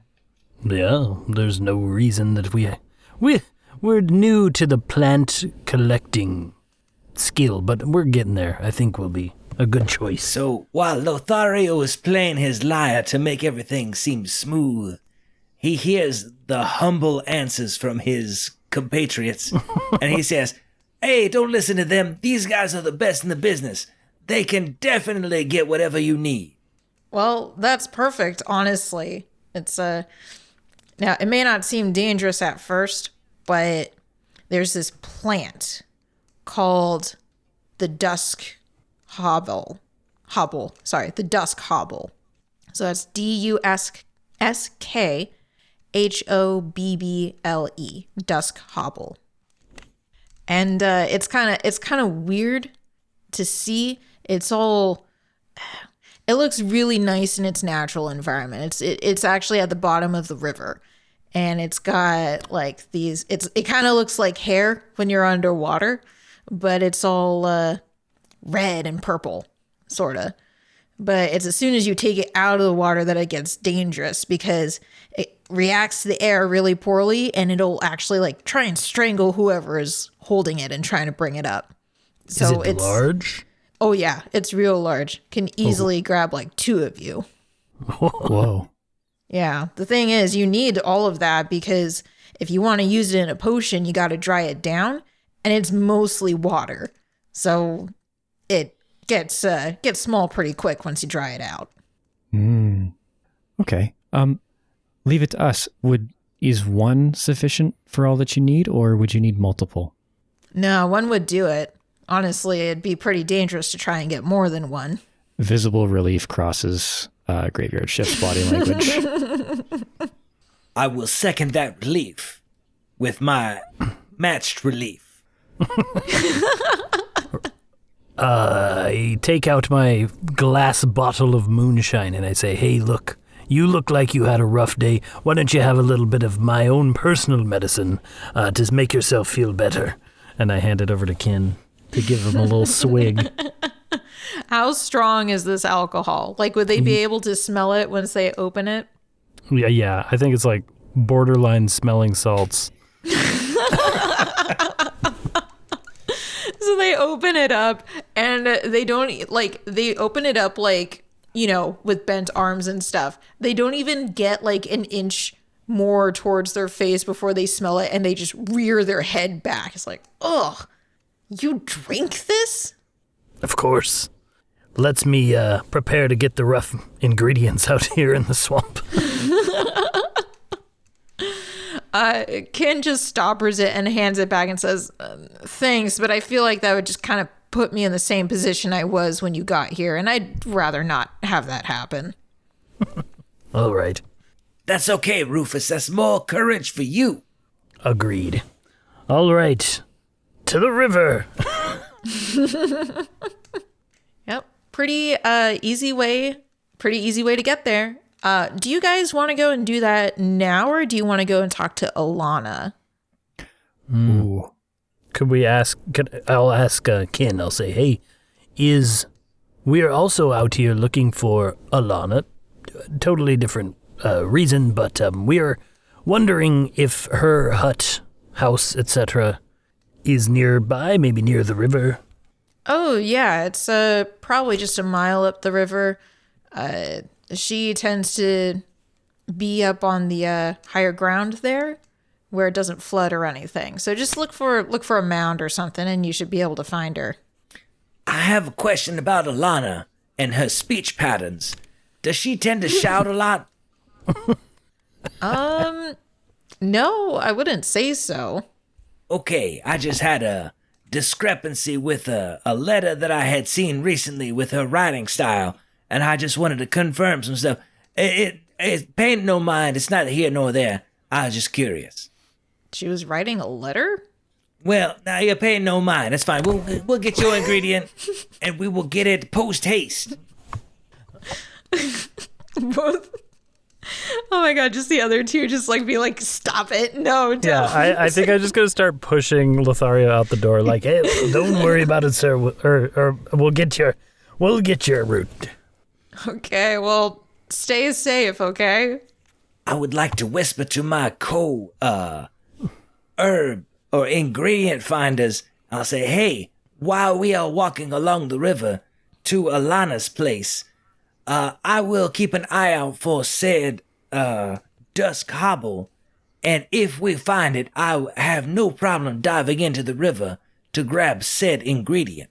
Wonderful. Let's make our way. All right, so this is another exploration roll. Would one of you like to roll 3d6 to see if you can locate the ingredient? I did it last time, so. I feel like I've been rolling a lot lately too. Lothario, do you want to do it? I would love to. Thank you very much. So, with my most recent roll, I'm sorry, before I begin to disclose what my role is, what a skill am I using? So... would this be perhaps determination or craftiness? So I believe this is actually just a straight roll because you are going into a new location. No problem. Okay. So my roll is as follows. My first die is a 5. My second die is a 3. And my final die is a 1. All right. So you walk maybe like 10 minutes up the river and you see it easily. You're looking for this and you see it down in the center of the river. This long waving plant. Very easily identifiable by its purple and red hue. This is dusk hobble for sure. The only issue is it is in deep water and there seem to be sharp-toothed fish swimming around in the river. And not only that, but the current looks pretty fast. So you've got A lot of fish swimming powerfully around this in a fast current. So it'll take some ingenuity to try and get this dangerous ingredient. I have a part of a solution, if not a total solution.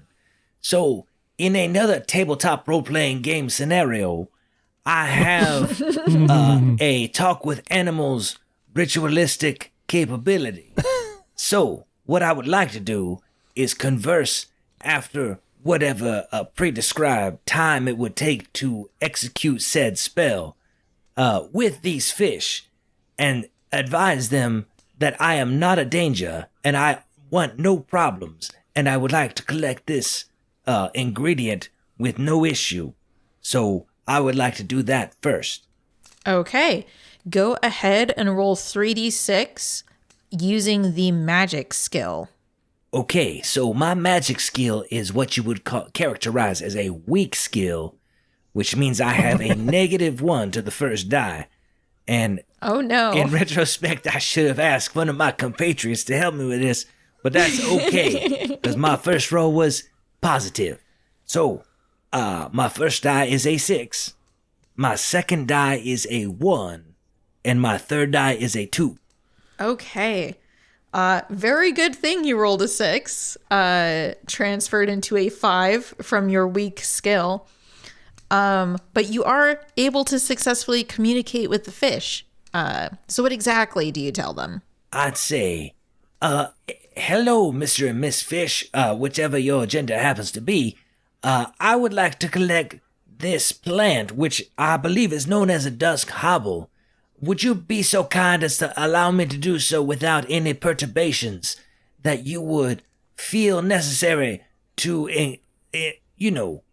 impose upon me as I encroach into your territory? As he talks, can I just not just fully being, aware of the situation, can I tie a rope around his waist? Yeah, that's totally fine. Okay, I have a rope, so all right. So you see Rufus just going around, just not even paying attention to the talk, tying a nice firm knot around Lothario's waist.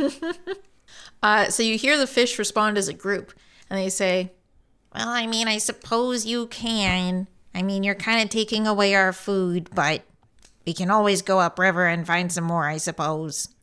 I will respond with an apology for depriving them of their nutrient source and see if I have anything on my person that could supplement them from a nutritional standpoint. I have what you would characterize as a turkey and cheese sandwich on me, and I don't know if that's something that they would find appealing, but I would most certainly be willing to share with them. We don't really know what any of those things are, but we're open to new experiences. Oh, y'all are in for a treat. Turkey and cheese is delicious, and this is toasted slightly to enhance the flavor of all three ingredients, turkey, cheese, and bread. So I will go ahead and tear it in half, and I'll drop half in the river to give them just a literal taste of what is to come. So they swarm around where you threw that half of the sandwich, and you hear in your mind just repeated, and eventually they, in a matter of seconds, it's gone, and they say, we accept your trade and offering. We will move upstream. I will tilt my hat out of respect and say, well, thank you very much, fish, plural. I appreciate it. And I will put my hat back on my head, and I will clip said plant, but keep it underwater as long as possible so as not to invoke its terrible violence. Okay, so easily done.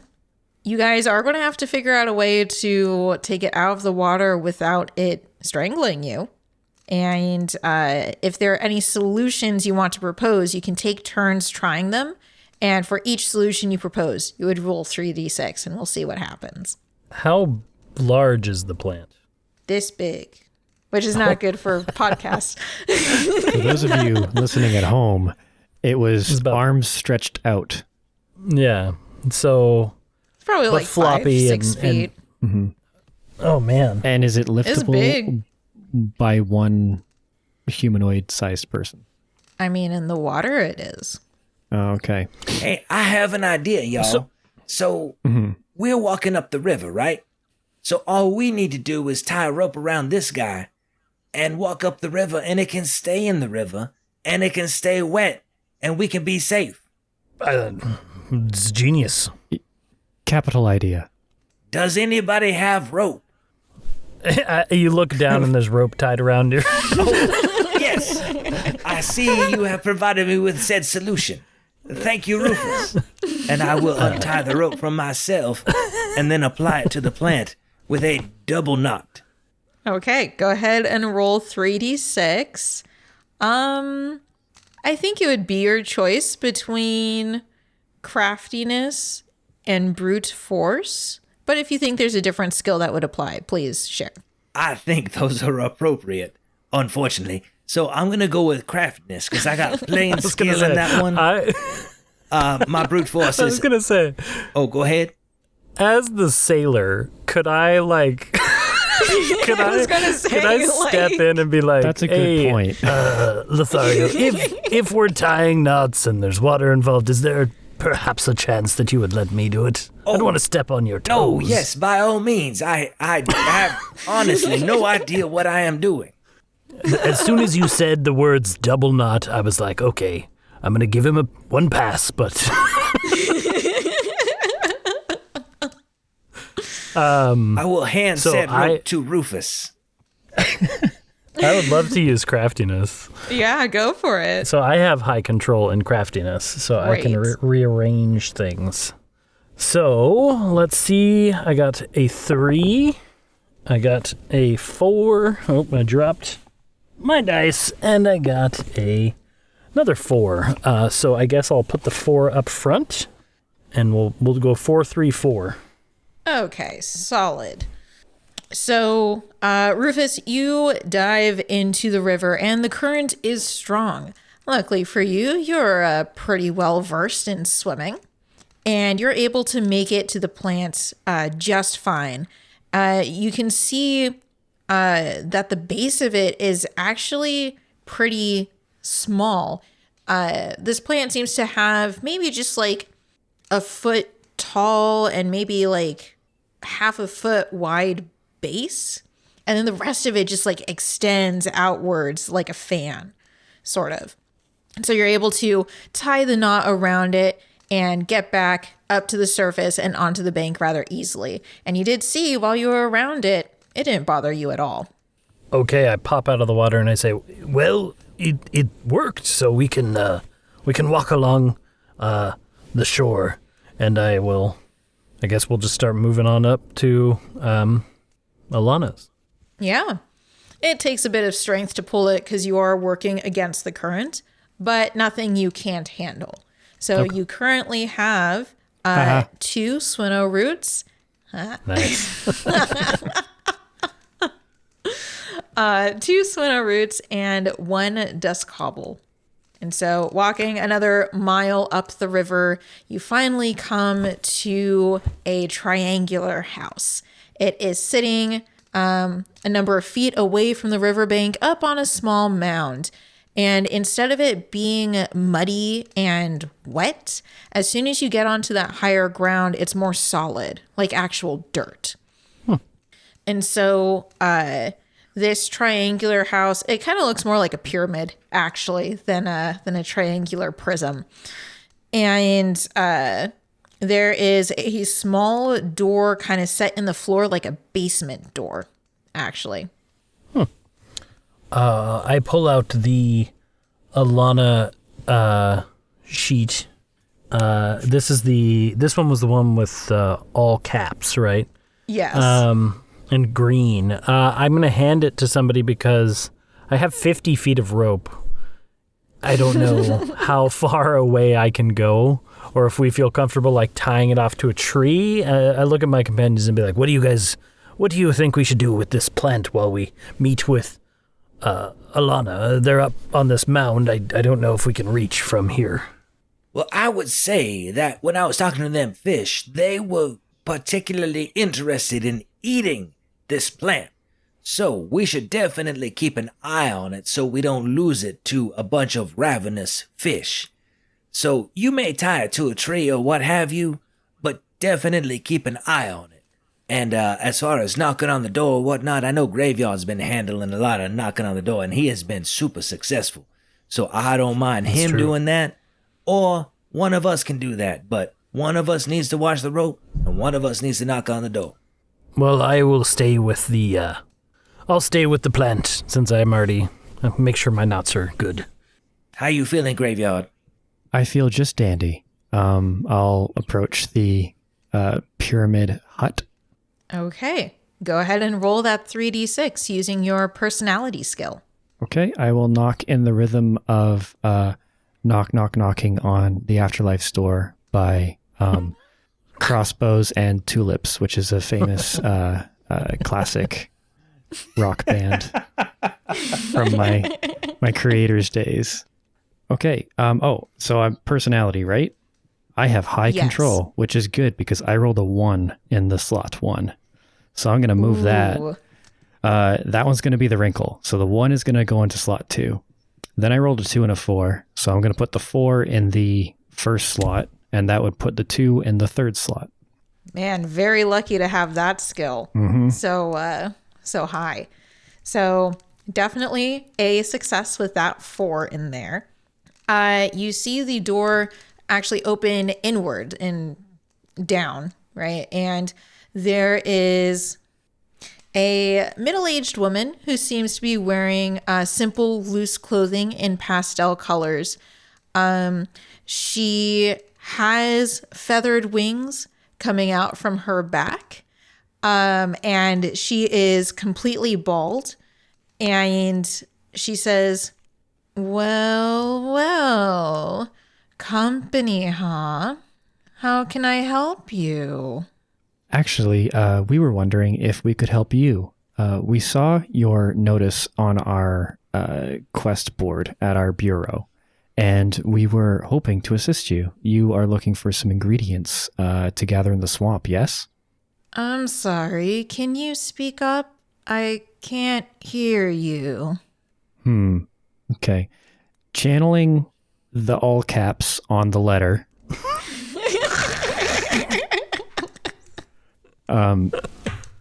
Graveyard will speak louder and more in a reduced vocabulary. So it's more like, my friends and I want to help you gather ingredients in the swamp. Oh, well, why didn't you just say so? And she's speaking in like a rather low volume voice. So she says, yes, I need some help. I need to find a little bit of pencil dust. Pencil dust, huh? What does it look like? Well, it looks like a pencil ground into dust. Where might we That's so find specific. it? Well, it's where all the dust ends up settling.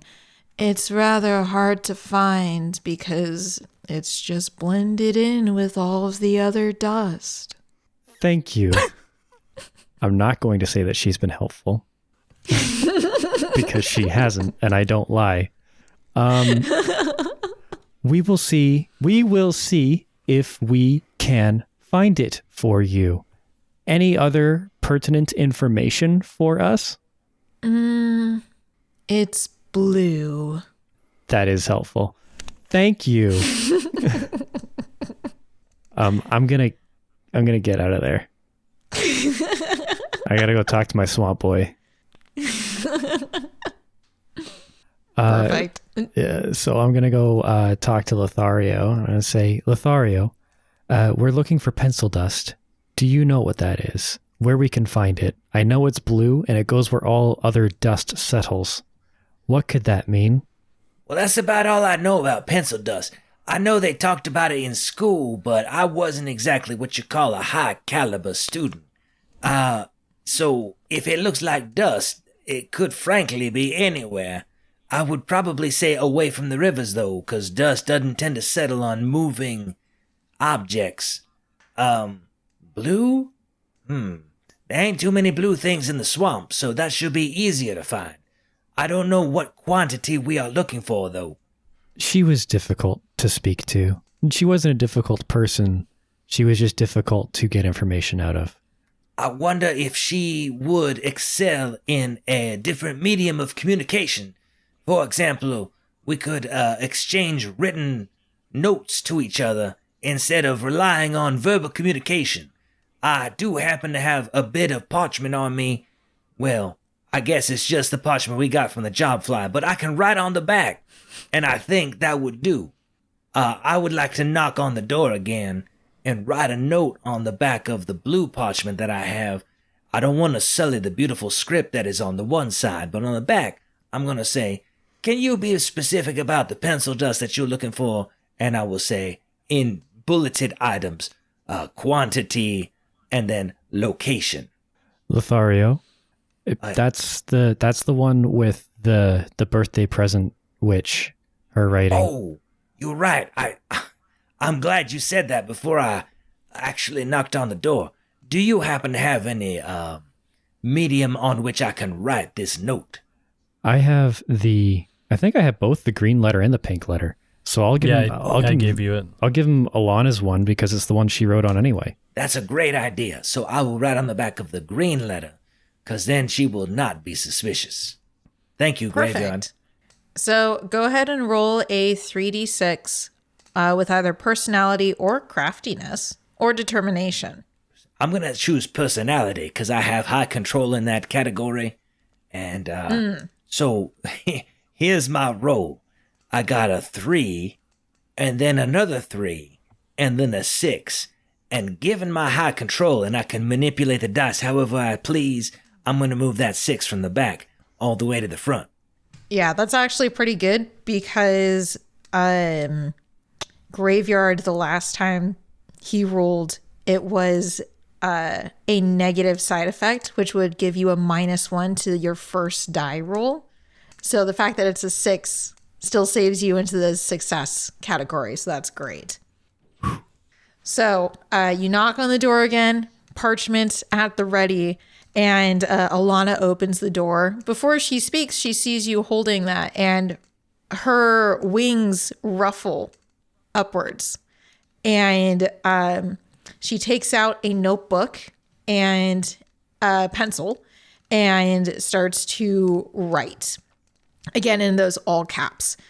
And the information you get is that pencil dust is a colloquial term for spores that come off of a particular fern plant called goddess fern. And so the term like where the dust settles is really like when they essentially, let their spores out, they will just settle usually in one particular area where there are a lot of these goddess ferns. And so essentially what you're trying to collect are these spores from there. Sometimes they're in the air, sometimes they're on the underside of the plant itself. And she tells you that there is a grove just about 10 minutes to the east, or to the west, excuse me. And she warns that it can be a little dangerous because if you end up inhaling too much of it, it can give you really bad headaches and other side effects that she doesn't elaborate on. I nod and I write "thank you" on my parchment. I look to my compatriots and say, "Is there anything else you think we need?" I don't breathe, so I think I might be okay to handle these spores. I will drink all of my moonshine so that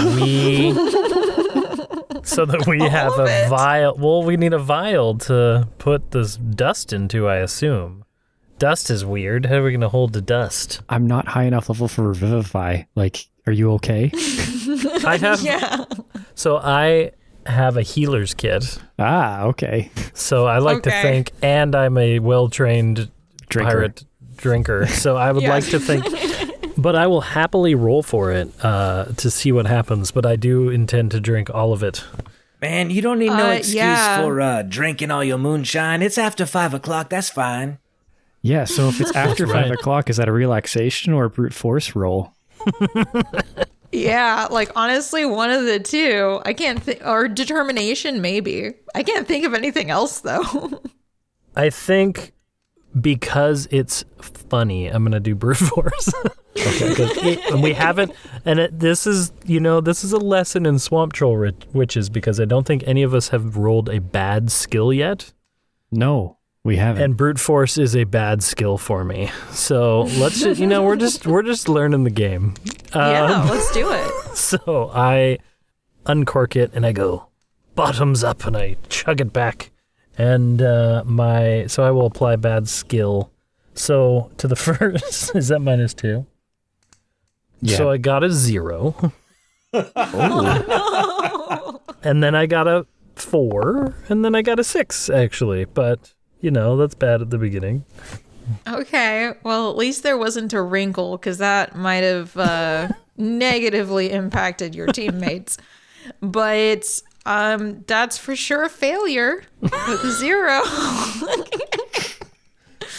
So not only do you chug this, it spills all over your face and your mutton, and it gets in your eyes and it stings, but you still chug it. And, yeah, you're feeling pretty lightheaded right about now. That rope doesn't really register as something you're, like, feeling. You, like, know it's there, barely, but your fingers are already going a little numb. Oh, boy. All right, I feel great. Let's go. So you do have the you have the dust cobble on a rope though. Are you going to try and take it out of the water as you go to find this pencil dust? It's nowhere near the river shore, is it? No, it's not. Okay. I mean, it's 10 minutes west. I think in line with what I just did, yeah. I go, all right, guys, let's go. And I just put it over my shoulder and walk out of the river, not thinking. Here we go. Well, let's do here it. we go. So it snaps easily. Not the rope, but like the trunk of it from the bottom of the river. Well, I guess it was already snapped. It comes out of the river easily. And as soon as it breaks the surface, you all can see that they start to writhe like tentacles. And Rufus, you flash back to the time you faced a kraken or believed you faced a kraken. And you're just like, oh my God, it's come back for me. But this thing just starts whipping around like crazy. Thankfully, you have 50 feet of rope, so it can't quite get to you. But as far as you guys know, this thing is now like twisting and writhing and is very hard to bring along with you. Well, we do have it tied up, and it can writhe all at once on the ground away from us. So I would recommend that we give it a lot of space and, just tie it up and let it work itself out. Like a toddler throwing a tantrum, I'd grab Lothario by the lapels and I say, do you know what that is, man? That is a kraken. You can't tie up a kraken. I am at a loss for words, which is very rare for me because words are my craft. And so I just look at him and go, whatever you say, Rufus. And there's just like tears running down my face. Rufus has a dark history somewhere with a kraken, apparently. I mean, he's also really drunk. He could just believe. Exactly. Graveyard's gonna slap Rufus. Just an open hand whap. And then when his eyes snap back to Graveyard, he'll wait for him to turn back. He's like, Rufus, listen to yourself. You need to fight the Kraken in you right now. And I nod and I clap Graveyard on the shoulder and I say, you know what? You're right. There is a Kraken inside all of us, isn't there? And I laugh and I don't know what we're doing with this thing, but I guess I just start tugging on it because Alana said it was real close, right? Yeah, it's like a 10-minute walk. Maybe I look to my teammates and I say, maybe we can just pull the thing along, but keep away from it. Keep the Kraken at bay. Yeah, because the rope's quite long, right? So as long as we pull it, we should be okay, right? Yeah. It is definitely hard to pull. That's like a lot of like wet mass. Oh, yeah. You know, falling behind you. Anyone have decent brute force? Yeah. I have good. I have a bad skill in brute force, so you do not want me to pull a rope. Right. Maybe I turn to Graveyard and I say, thank you for bringing me to my senses. and I hand him the rope and I slap my own cheeks a little bit to snap out of it. Your face feels it, but your hands don't. I will say I have a good skill in determination, and I will assist Rufus in slapping his face so that he is with us. Somebody slaps. I don't think you have to roll for that. I said, welcome back, Graveyard, friend. go ahead. A brute force roll, yes. Yeah. Okay. Good skill means +1 to the first die. So I got a 4, then I got a 5, Great. and then I got a 2. So 4, Okay. 5, 2. That's good. You are not comfortably towing this thing along, but you're able to do it. And let's see, 5. Okay, so 5 is a positive side effect. So the next person who rolls will get a +1 to their first die. But this thing is thrashing about on the ground. It's making a bit of a rut as you bring it with you, but it's not able to harm any of you as long as you don't lose pace with Graveyard. And so as you walk that 10 minutes west, you do eventually come to see the area that Alana had described. It is, it has a lot of more like deciduous trees than something swampy, because you're still on more of that drier upland area. And so it's like actual soil instead of just mud. And you can see these ferns just dotting the undergrowth. And the ferns are also blue, but they're kind of like a glowing midnight blue, kind of like doused in moonlight. And you can see glowing beneath the leaves of it are blue dots, which are the spores of the goddess fern. And you can see in some of the light that filters through from the trees this blue dust that seems to be hanging in the air of this area. I would like to ask a point of clarification to the Oracle. When I had inquired to Alana what the quantity of dust is that we need to collect, did she answer us? Yes, you need a handful of dust. Ooh. Hey, Rufus, let's fill up your bottle. That's plenty of dust. And I hand him the bottle and I say, remember, your inner Kraken. And I will point at him like I'm pointing a gun, and I will wink at him and go, as if, yeah, I'm totally on board, even though I have no idea what he's talking about. but I hand you the bottle. I will gladly take the bottle. Okay. So I know that Graveyard Shift is currently holding the Dusk Hobble, which is still thrashing around, not as violently, but still is. But they're also the one who doesn't breathe. So if they were to go, you'd have collect the pencil dust. You'd have to go and figure out how to, essentially like hold the Dusk Hobble in place and also collect it. But if not, you'd have to figure out how you would want to collect the dust without breathing it in. Okay, I have an idea.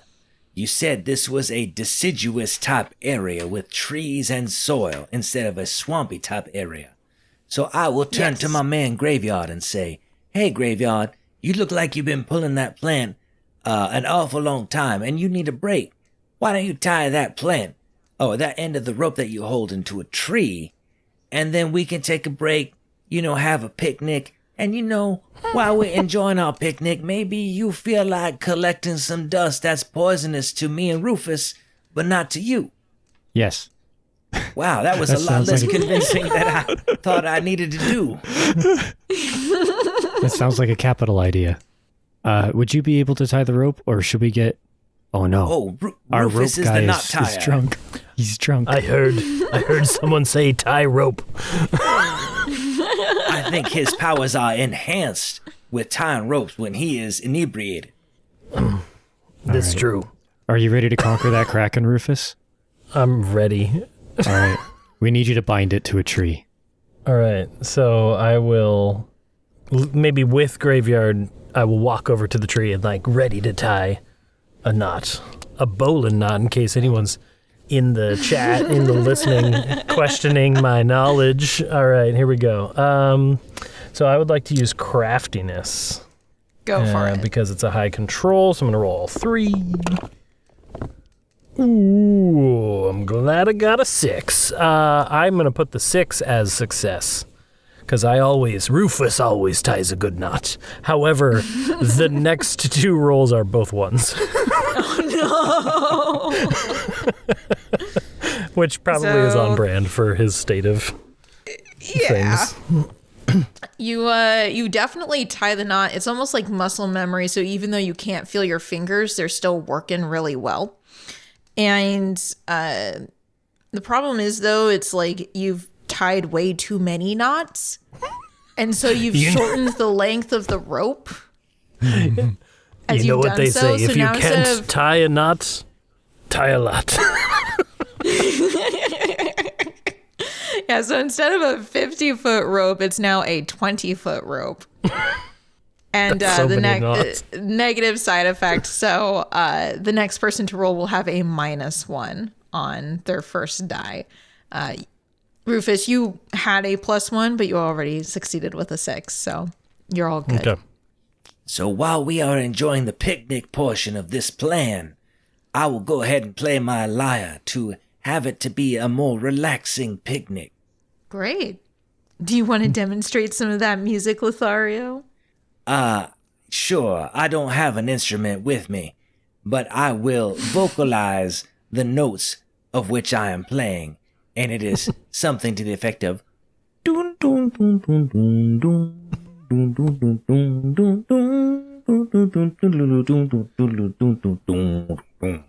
And then it kind of repeats, and then there is a bridge later on. It sounds more like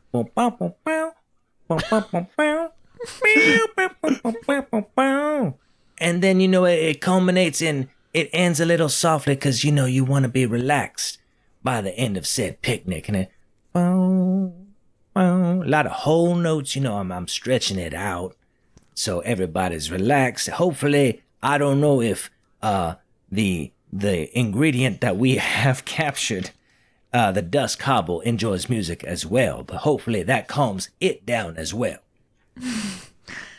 If you'd like to roll for it, I would allow that. Okay, what skill would you think that would be? Probably magic. Oh, I was afraid you would say something like that.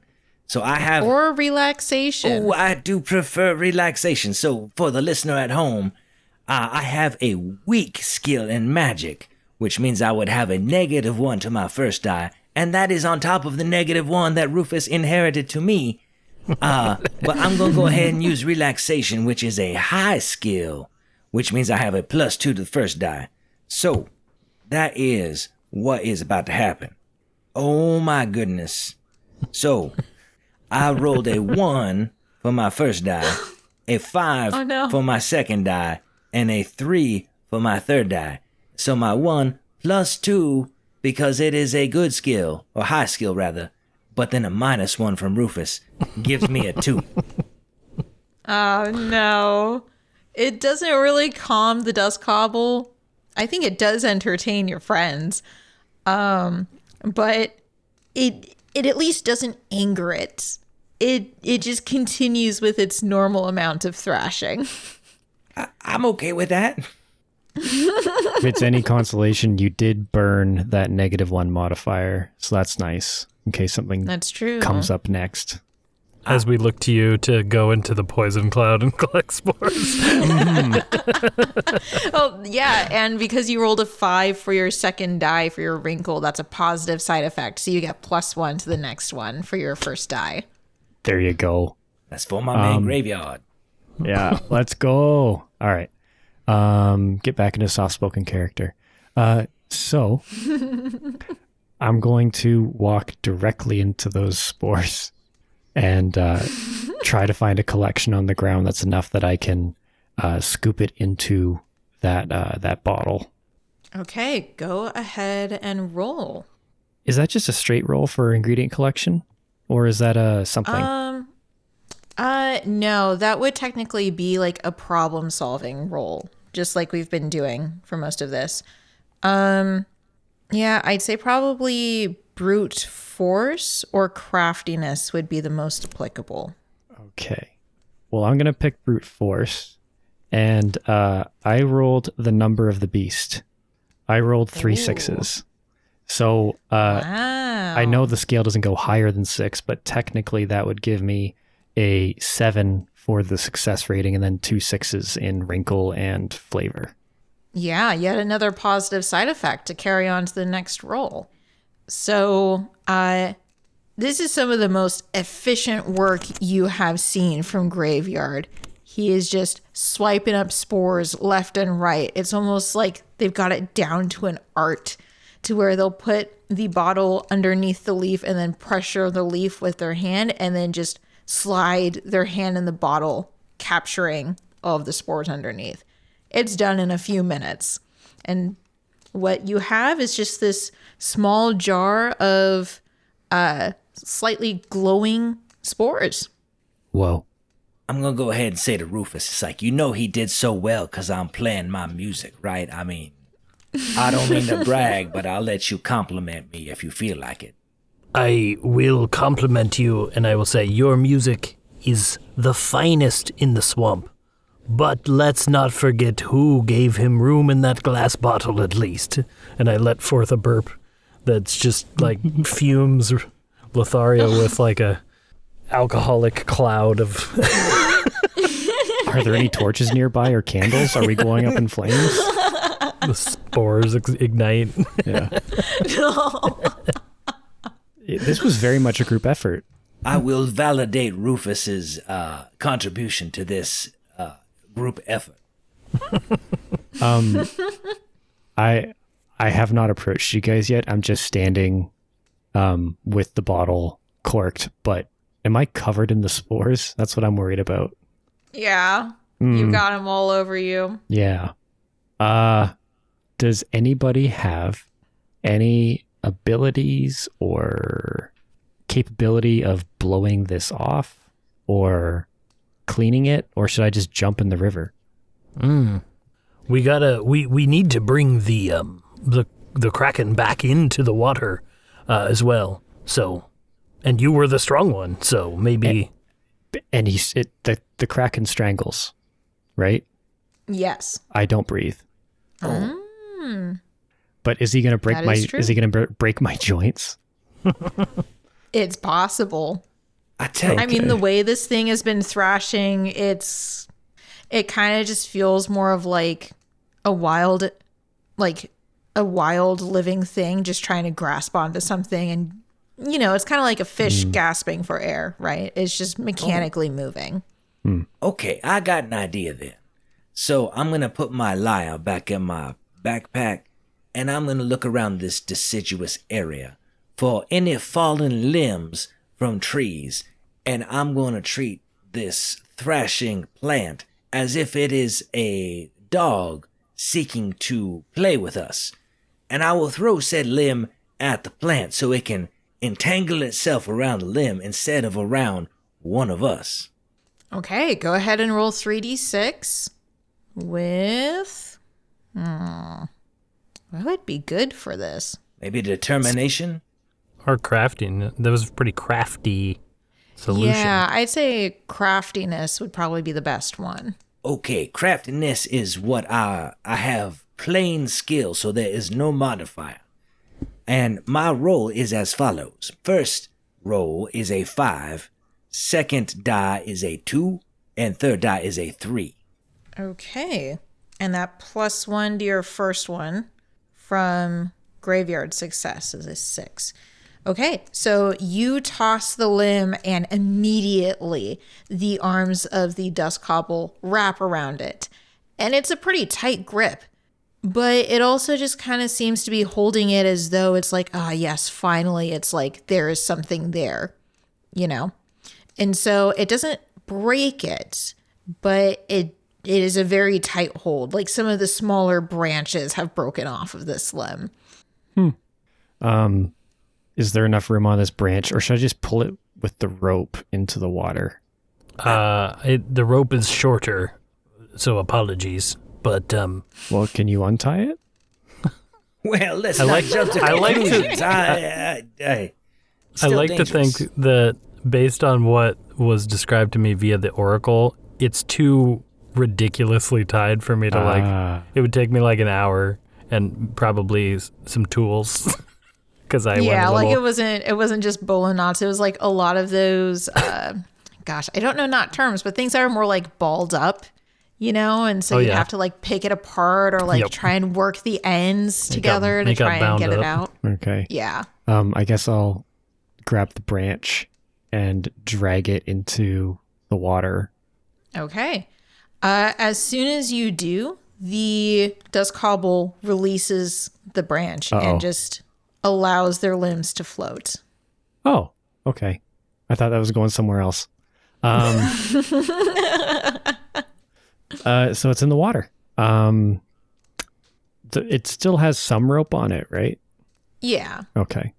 So I'll grab the other end of the rope and we will proceed. We've got all our ingredients.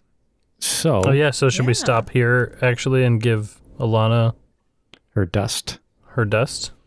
Yeah, so I'm going to do a little bit of fast forwarding through here. Montage. We're going to do a montage and a little bit of backfill for the actual mechanics for the game. So after collecting all of the ingredients, players would normally partake in potion making, which again would be rolling 3d6, and it would determine if the potion you made was a success or a failure.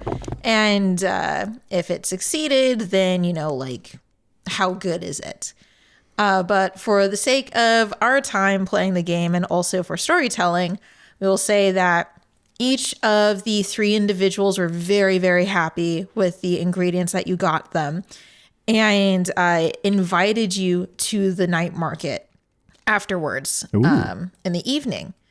And so then we would go into the relaxation phase where, again, you'd roll 3d6. And this is a time where if you didn't really succeed on a lot of your problem solving, you'd accrue things called botherance. And if you accrued a high enough amount of botherance, you'd have to go and relax in order to basically calm down and try and get the ingredients on another day.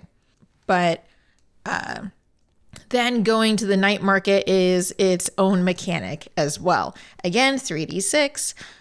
This is where you would sell potions and see if you would be able to sell any of them at all. And if so, then how many? And then sometimes events can happen at the night market itself, which players can decide on or talk about or role play out. But we are going to close this montage off with you all going to the night market and meeting Greta, Kin, and Alana before going home to Lothario's parents' home and having dinner. So this night market is rather big. It is in an open plaza at night. There are lights strung about all the balconies surrounding and some light poles. And there are people at stalls hawking their wares. And in the middle of it, there's a seating area, and you can see Greta, Kin, and Alana gathered around. And they see you and they wave you over. And Greta says, "Well, thank you so much for helping us today.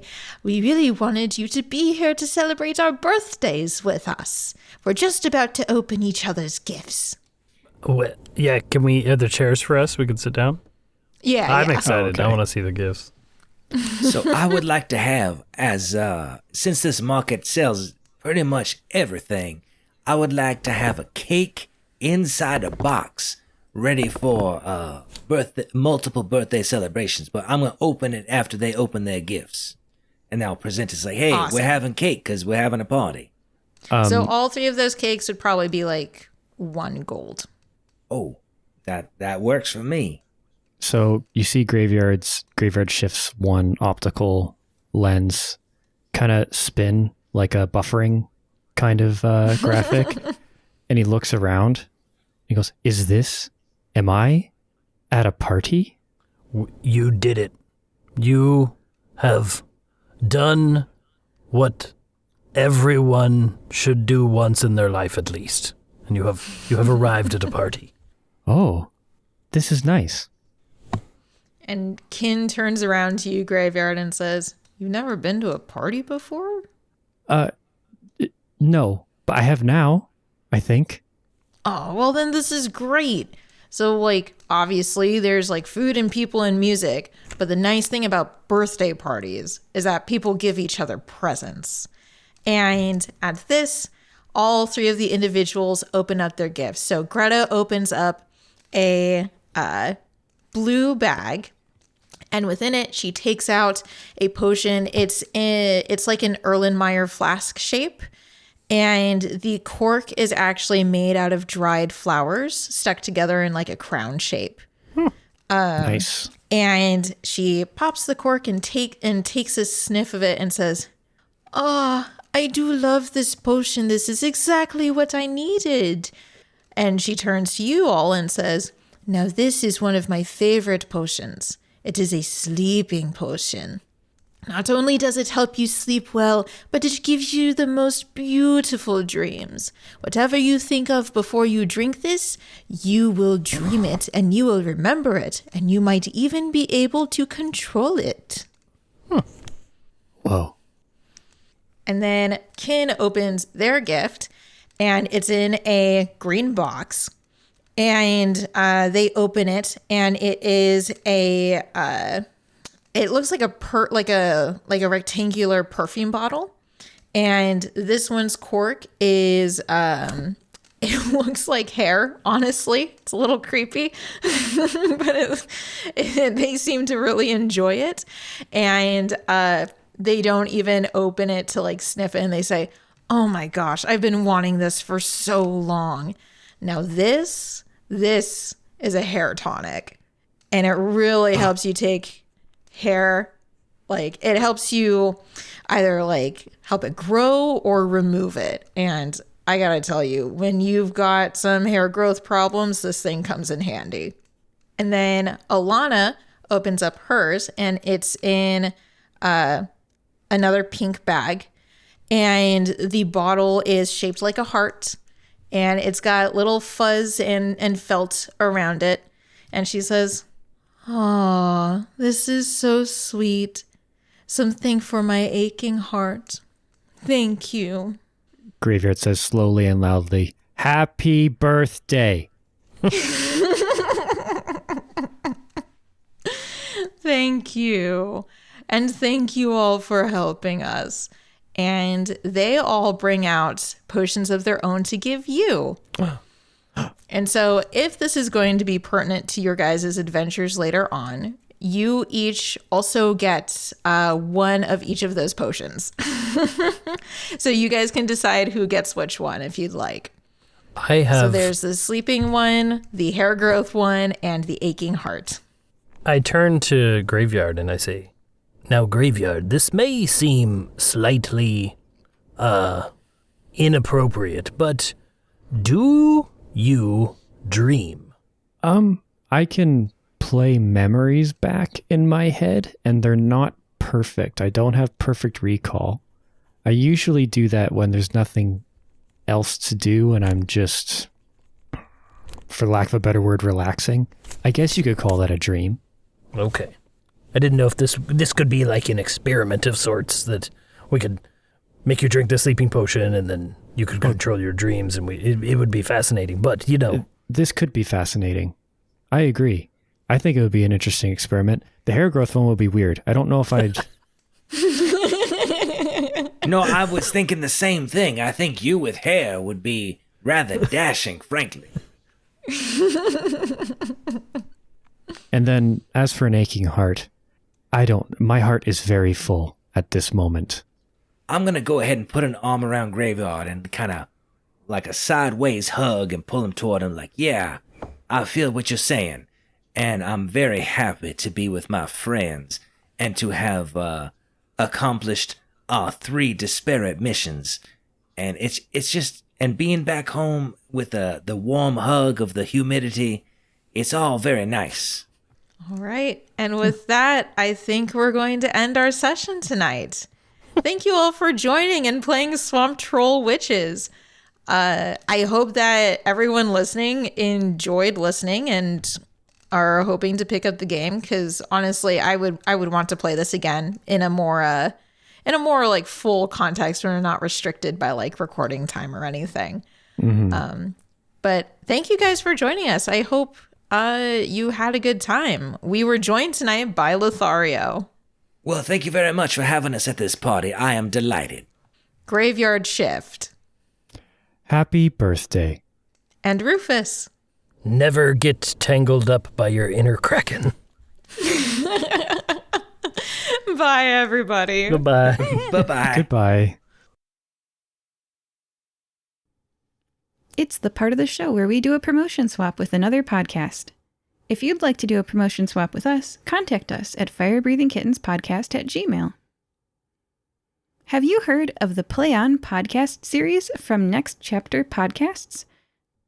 This is where theater meets podcast, combining the modern-day audio phenomenon with the power of live performance.